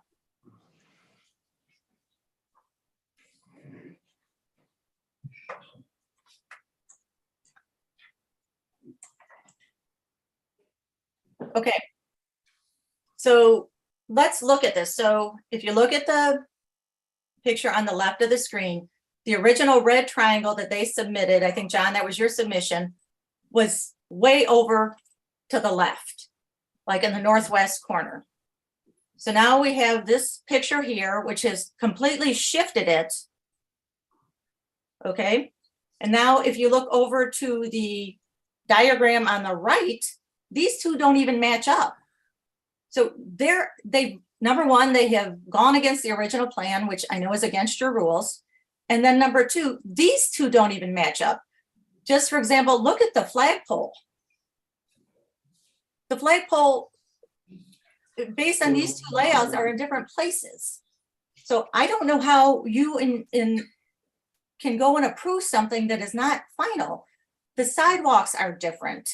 Dana and Rachel said at the last meeting, well, the sidewalks haven't been, that's not the real sidewalk plan. We have another sidewalk plan. So I am just really concerned that you guys are rule followers. It had to be the original submission. In this submission today, it's a different location. We have options 2 and 3 now added. And this doesn't match up. So I am just very concerned how you can approve something that is not from an original submission. It's still inaccurate, looking at this. And number 3, it's not a final plan. How can you submit and approve something that's not a final plan? So those are my questions to you, zoning board. How can you approve this when it is still not accurate information? Thank you. All right, thank you, Ms. King. Okay. Let's turn it back to the planning commission. Then we're going to close. We have to move, I move to close the public comment. All right, all in favor of closing the public inputs, please say aye. Aye. Okay, good. There was some good input. Thank you very much for that thoughtful input. All right, we have another procedural issue, and it is me. So, board, I'm asking for your advice about conflict, possible conflict. My wife, Deanna Mulder, is chair of the Parks and Recreation Board. They've been advising Rachel and the city about the design on this and how it ought to be structured and that kind of thing. They don't get to vote. They don't get to pick a design. Just like we don't get to vote and we don't get to pick a design or an option. So I'm asking you for your guidance about whether or not you see this as a conflict or you have any concerns at all about my deliberating and voting on anything we may do tonight.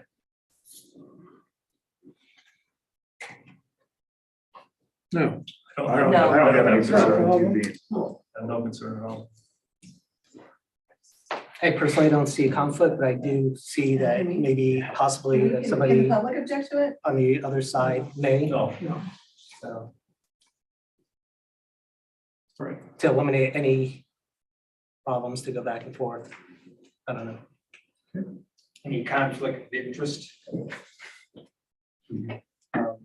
I've been reviewing the conflict wording and it really focuses on financial aspect.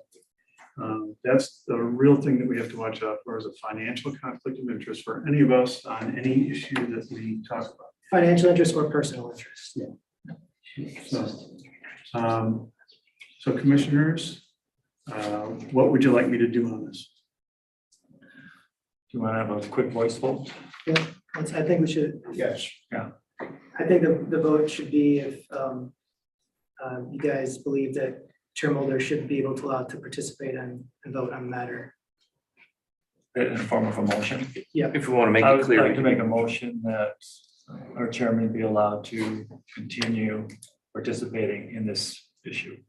Second. So deliberate and vote? Yes. You want an all in favor or roll call? Oh, let's do a roll call. All right. Al Dyken, Yes. Barry Lustgarten, No. Mark Boudet, Yes. Bill Mulder. Well, I guess. He's abstaining. We're abstaining. Yeah, sorry about that. Pardon me. Bob Thoma, Yes. Emily Dubé, Yes. Vanessa Warren, Yes. Rick Turchinski. Yes. So That the, is enough votes. no, to- no, the bylaws state that it has to be a unanimous vote for him to participate or vote, so, yeah, so. So what does that mean then? That means he has to abstain, Abstain? which, That's fine, good. Okay. Turn it over. Pardon? Because you're abstaining, I would recommend that you turn it over to the vice chair to lead the conversation. Okay, that's great.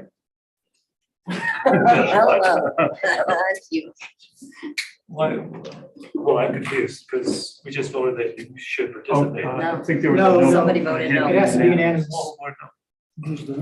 Fair. I'm just worried that there are gonna be, that's gonna be called out, that there will be a conflict of interest. So I'm just trying to eliminate that piece. That's great. That's just fine. Okay. Mark Boudet takes over the meeting. Give me a second here. Yeah. Okay, so the process that we're facing now is we have to review the site plan criteria. And Al mentioned earlier that it's a little ambiguous in some of his meanings. And so what I've done is I went through each of the 5 and I highlighted the, meaningful words that sort of gives the spirit of what they're trying to get to.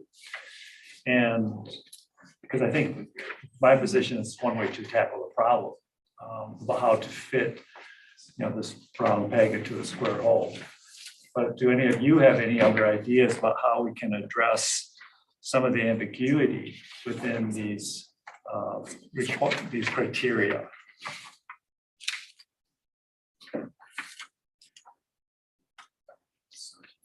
I think my thoughts are that removing the playground equipment from one part of the beach to the other side in the grassy area that is approved, it went through planning commission multiple times, it went through city council, it went through Parks and Recreation multiple times.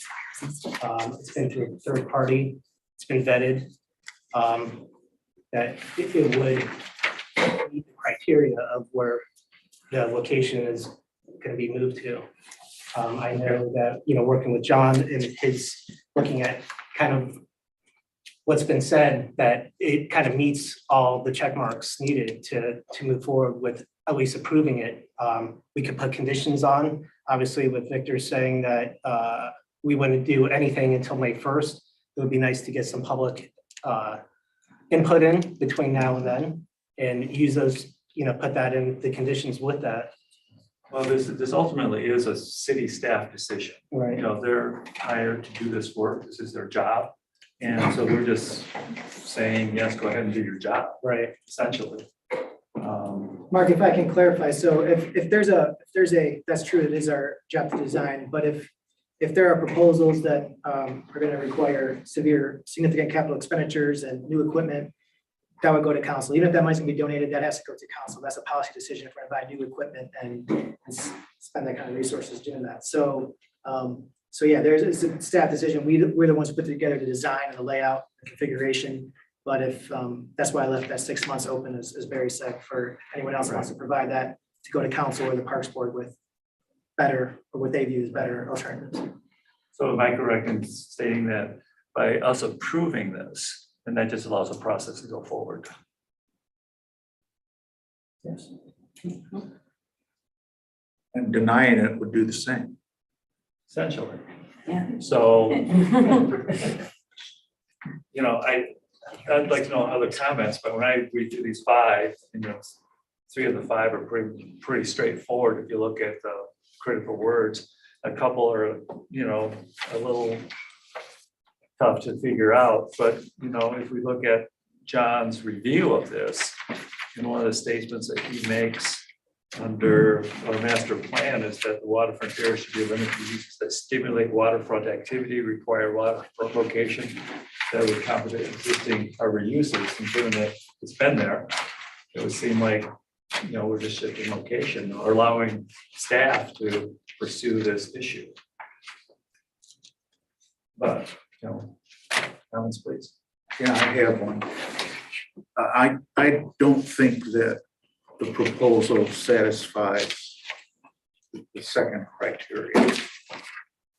And it talks about, it's the proposed structure or whatever shall be so located and related as not to create a nuisance to adjacent property owners. And I think that we've heard a lot from adjacent property owners, those across the street from the park, that this is going to be a nuisance for them. This is going to affect negatively their experience. But where was that prior, was in front of other residences as well? It was hidden behind the hedge. Right. You couldn't see it from the street. Right. So I don't think that's correct. Okay.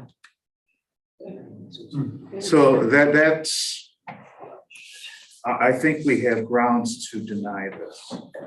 And I'd make a motion to do that if you want me to. We've been in the past when we've had this kind of situation, if I remember correctly, that we have gone through and voted on each of the conditions. Instead of voting one mass vote, just break it down. I understand. Into shorter ones. We've done that before. Yeah. Is this a case where perhaps we should do that? And as we hit each point, we can have a discussion about I it. think that's appropriate. Because, then we just see, because I can read, option 2 a little bit differently. Sure. But, so I think if we go through that, then we just have a vote on each one. If everybody agrees, then that will sort of tell the tale. That's logical. We can get through this. Yeah. Yeah. Okay. So to do this, we have to have a motion for each of the 5. Or vote on each of the 5. What's the best process to do this? I think at least some level of consensus on each of the criteria. Whether you want to do a motion for each one or a consensus of the board on each one. The end result should be following that, a motion that it either does meet the criteria or doesn't meet the criteria. So we break it down to the 5, and then at the end of that, we look at that. If some are not agreed that that it's a yes, then we would have the option then to deny or approve with a condition to address whatever issue is there. Is that correct? Yeah, I think the way that Jeff had explained it was that you go through each of the criteria and kind of do a consensus vote if you think it meets it or it doesn't meet it. Right. You don't have to do it by a motion, you can just, it's consensus. And then the group decides, is it going to be a yes or a no? And then if there's one that becomes a no, then you either can make a decision to reject or to approve with condition to modify that criteria. But that's how I would recommend that. Okay, that makes sense. Okay, is everyone in agreement on this process? Accept? Okay, so consensus vote on criteria number 1. Do you want me to read it, or is everybody already read it? We've all got You it. read it, okay. Just making sure. Okay, Do you feel so, like you should read it so that like other people know, like the audience knows? It's or- on the screen. yeah. Oh, I didn't realize. Okay. Yeah. Got it. Actually, I didn't type that. Okay, so those who think that this is a yes, raise your hand. Can somebody count? 3, 4, 5, 6, 7. And anybody who thinks it's a no? Okay, no no's. Okay, number 2. Those who think this is a yes, raise their hands.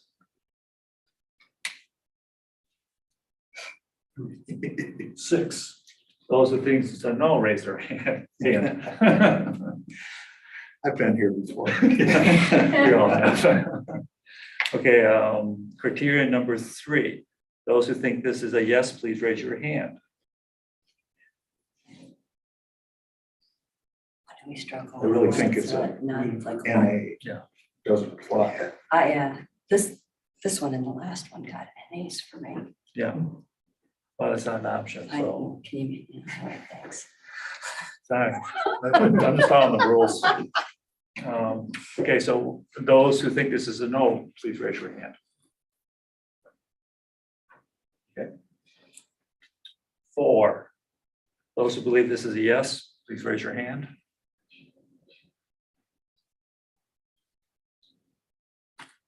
A no, raise your hand. It's your other hand. Number 5. Those who believe this is a yes, raise your hand.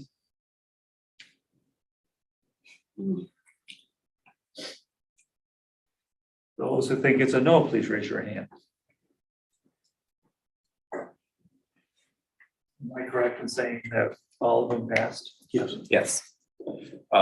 Number 1 was 7-0, number 2 was 6-1, number 3 was 6-1, number 4 was 7-0, number 5 was 6-1. So based on this, do we make a motion that we approve the plan as presented tonight? Jim, with the condition that I offered.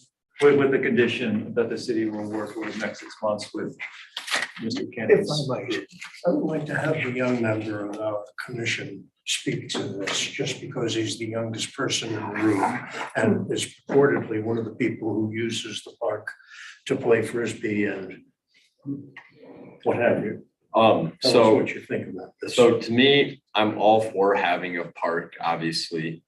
When I read through these, number 3, I know a lot of people said that it was like not applicable, but to me, it's actually applicable and it's a no because as they use the wording zoning district where it's located, it's like it should be similar, and there aren't any other like playgrounds in that zoning district.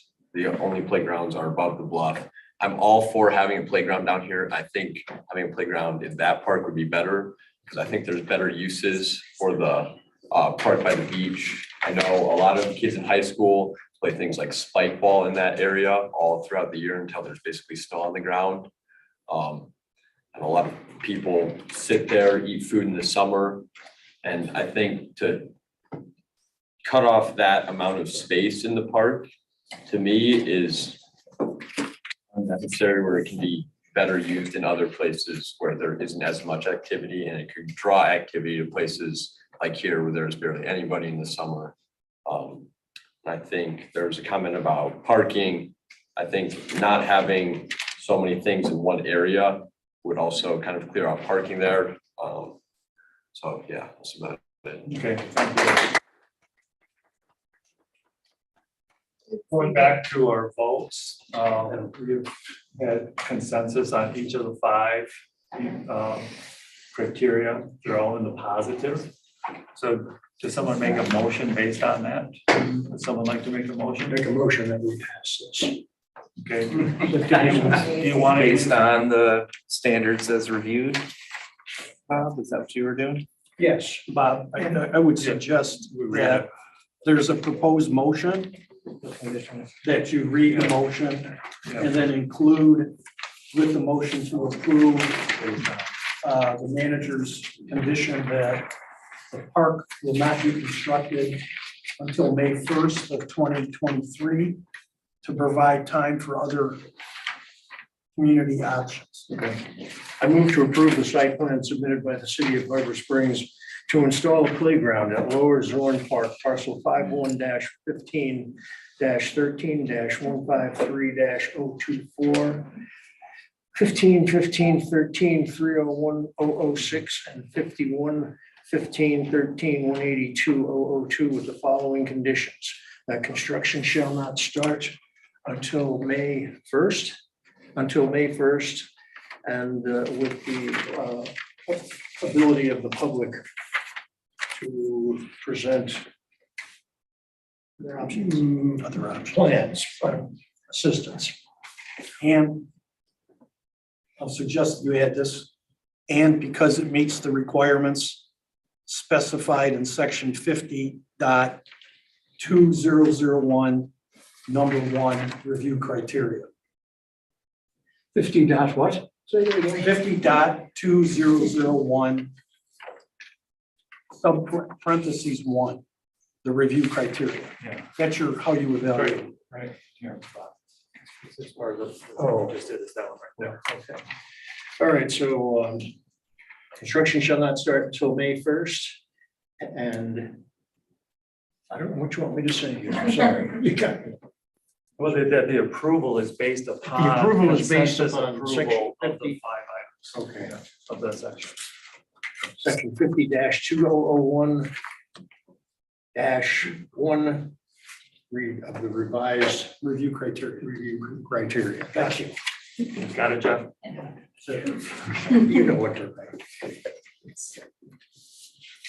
There was a motion from Bob Foma. Is there a second? A second.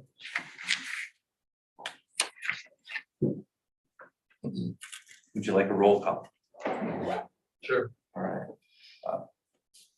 Bill Mulder is abstaining. Mark Bidet. Yes.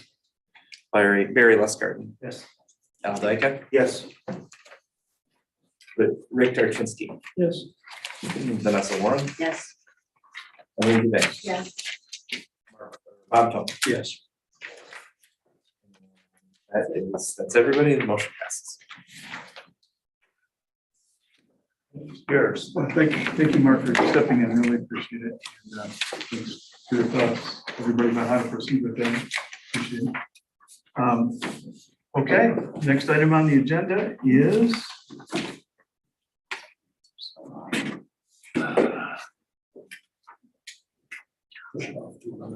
discussion of guest quarters proposed language. Can we, Push that next can we, meeting. yeah, these meetings are so long. Yeah. We could.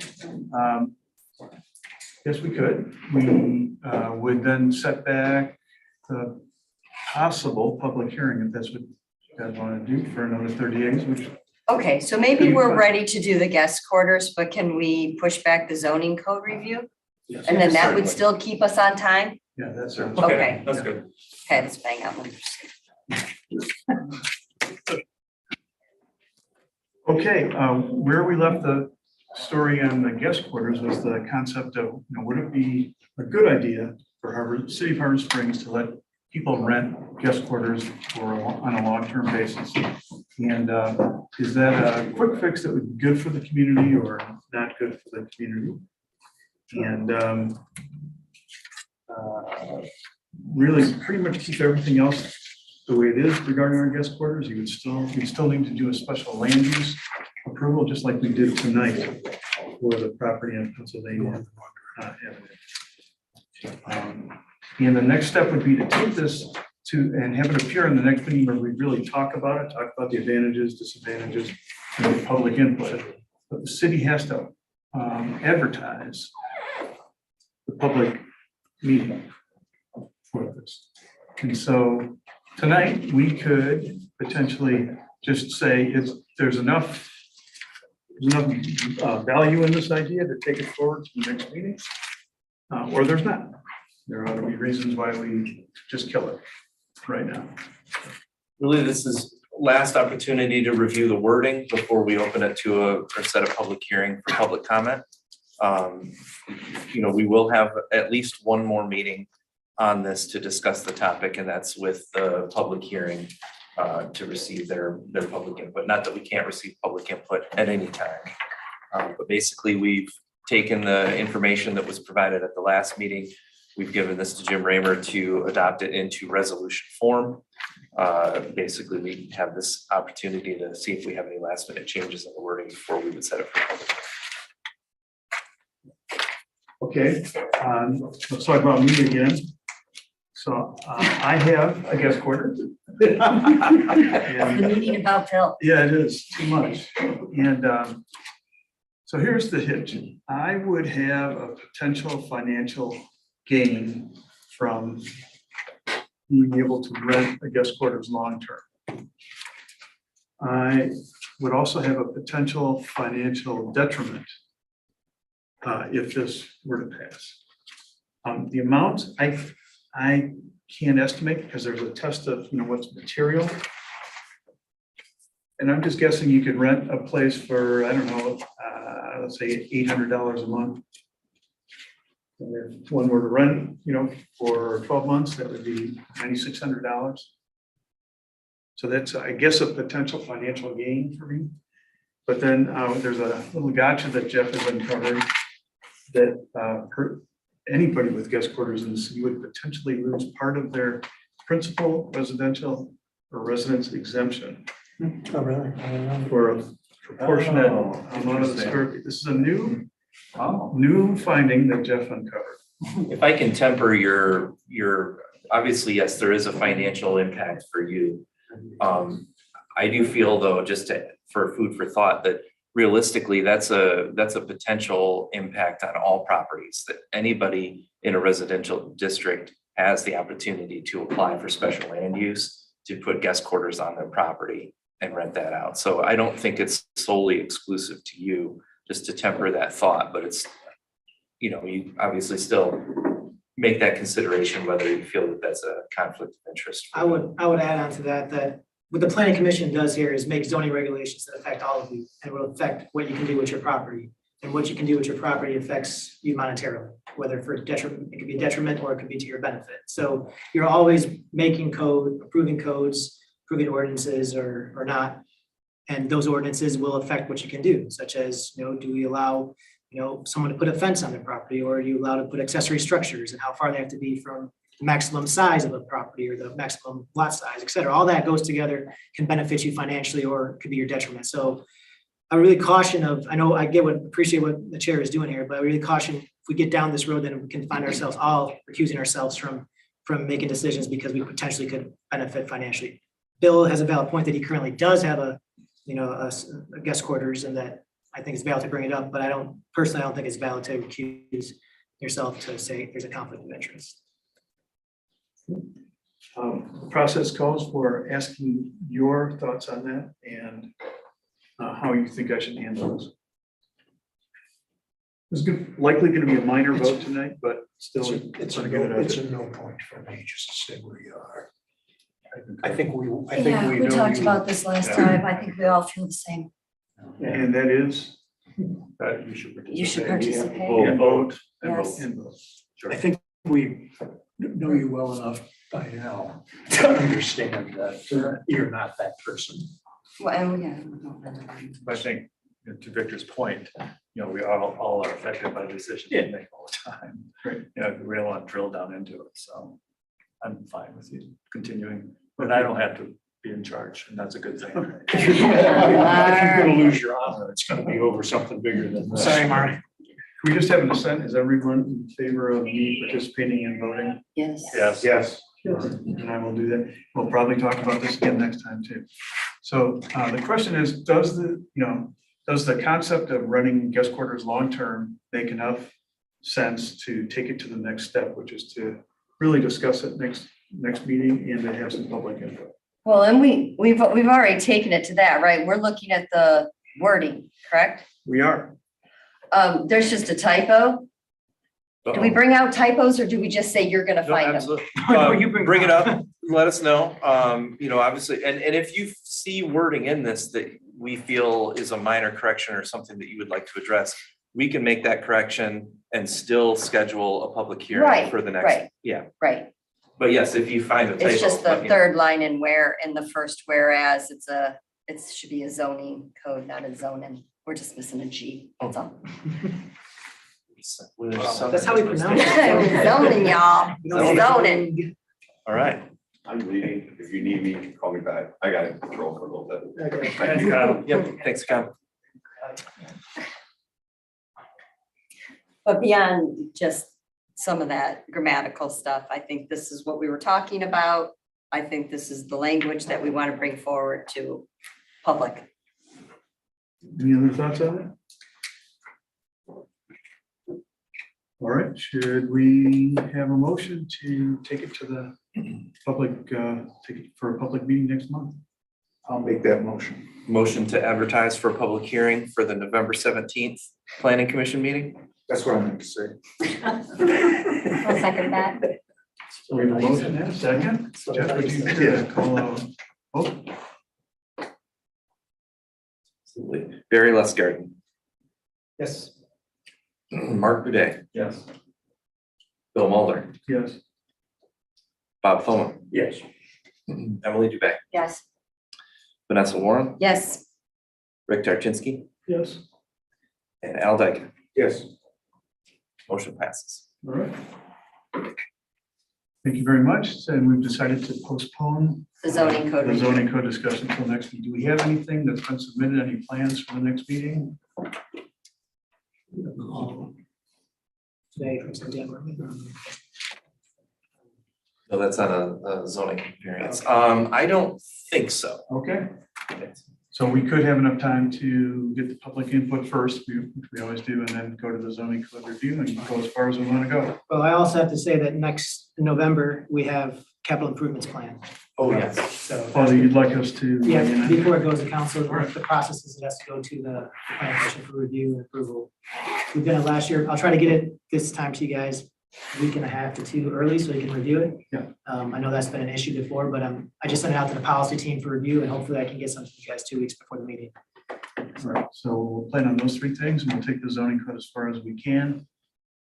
And not do a special meeting because we think we're probably going to have enough time at the November meeting. Okay. Is that good with everybody? Okay, last thing, member comments. Does any member have a comment? I may not be here next time. It depends on what the new council decides, because I'm a council representative. So I just wanted to say this is a great group.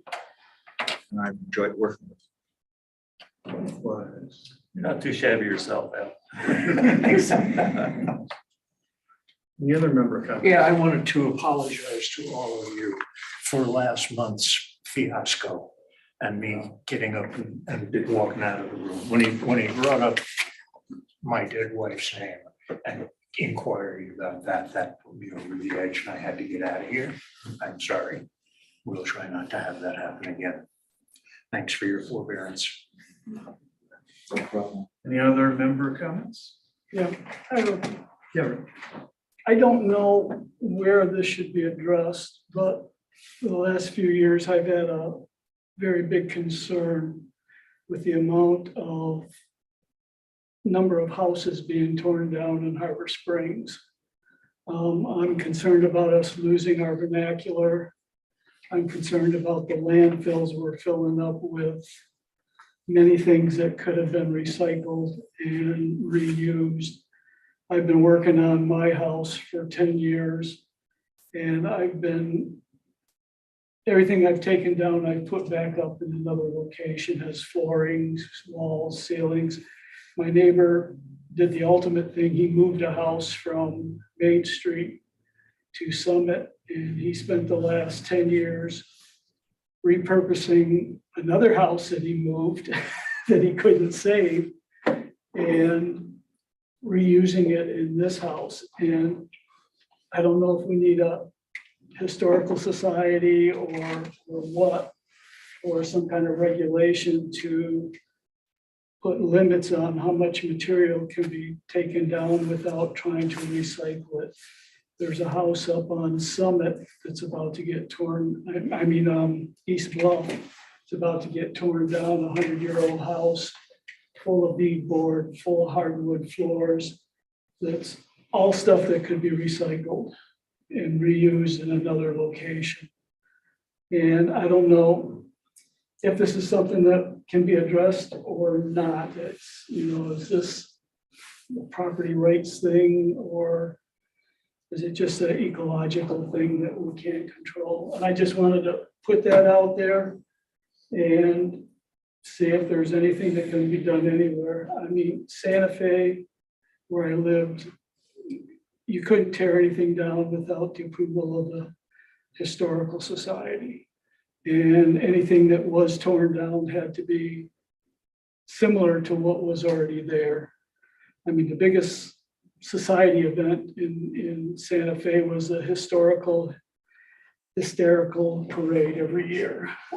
Charleston has rules and regulations about what houses can be taken down, how and why, and what has to be done. And I know we're a small city, but we all move here because of the vernacular and the look and the feel. And I just wonder if something can be done to help preserve it. So, thank you. Yeah, to Rick's point, I don't think there's anything really in place. Like I know on Main Street, there's, things that are going up that are more mid-century than cottage and things like that. And I don't think there's anything in our plans or anything that kind of address that. We do have an historical society though, don't we? Yeah, we have talked about, and even Oh, our. we need a district. Yeah, to they're get talking about in. whether there's a I just district or. finished up a house up in Bozeman in the historic district there. And the bureaucracy would have to have in place to enforce it is huge. I mean, it took 6 months just to get through that. I mean, it's not a bad thing. I'm not saying it's a bad thing, but it takes considerable resources to do it, huge amounts. I think it might be beyond our capability as such a small city. It's amazing, and it's who get through it. It costs a lot of money. Well, I heard two things there. One is the recycling aspect, and then two is the style and the vernacular. I don't know, Mike, Rick, want to research, what some other cities do regarding recycling and building materials? It could be interesting for us to learn about. I'll look and see what I can find. All right. Any other And don't, members? and feel free to pass anything along to staff too, if you find something, you know, and Any other member comments? All right, this meeting is adjourned. Thank you very much.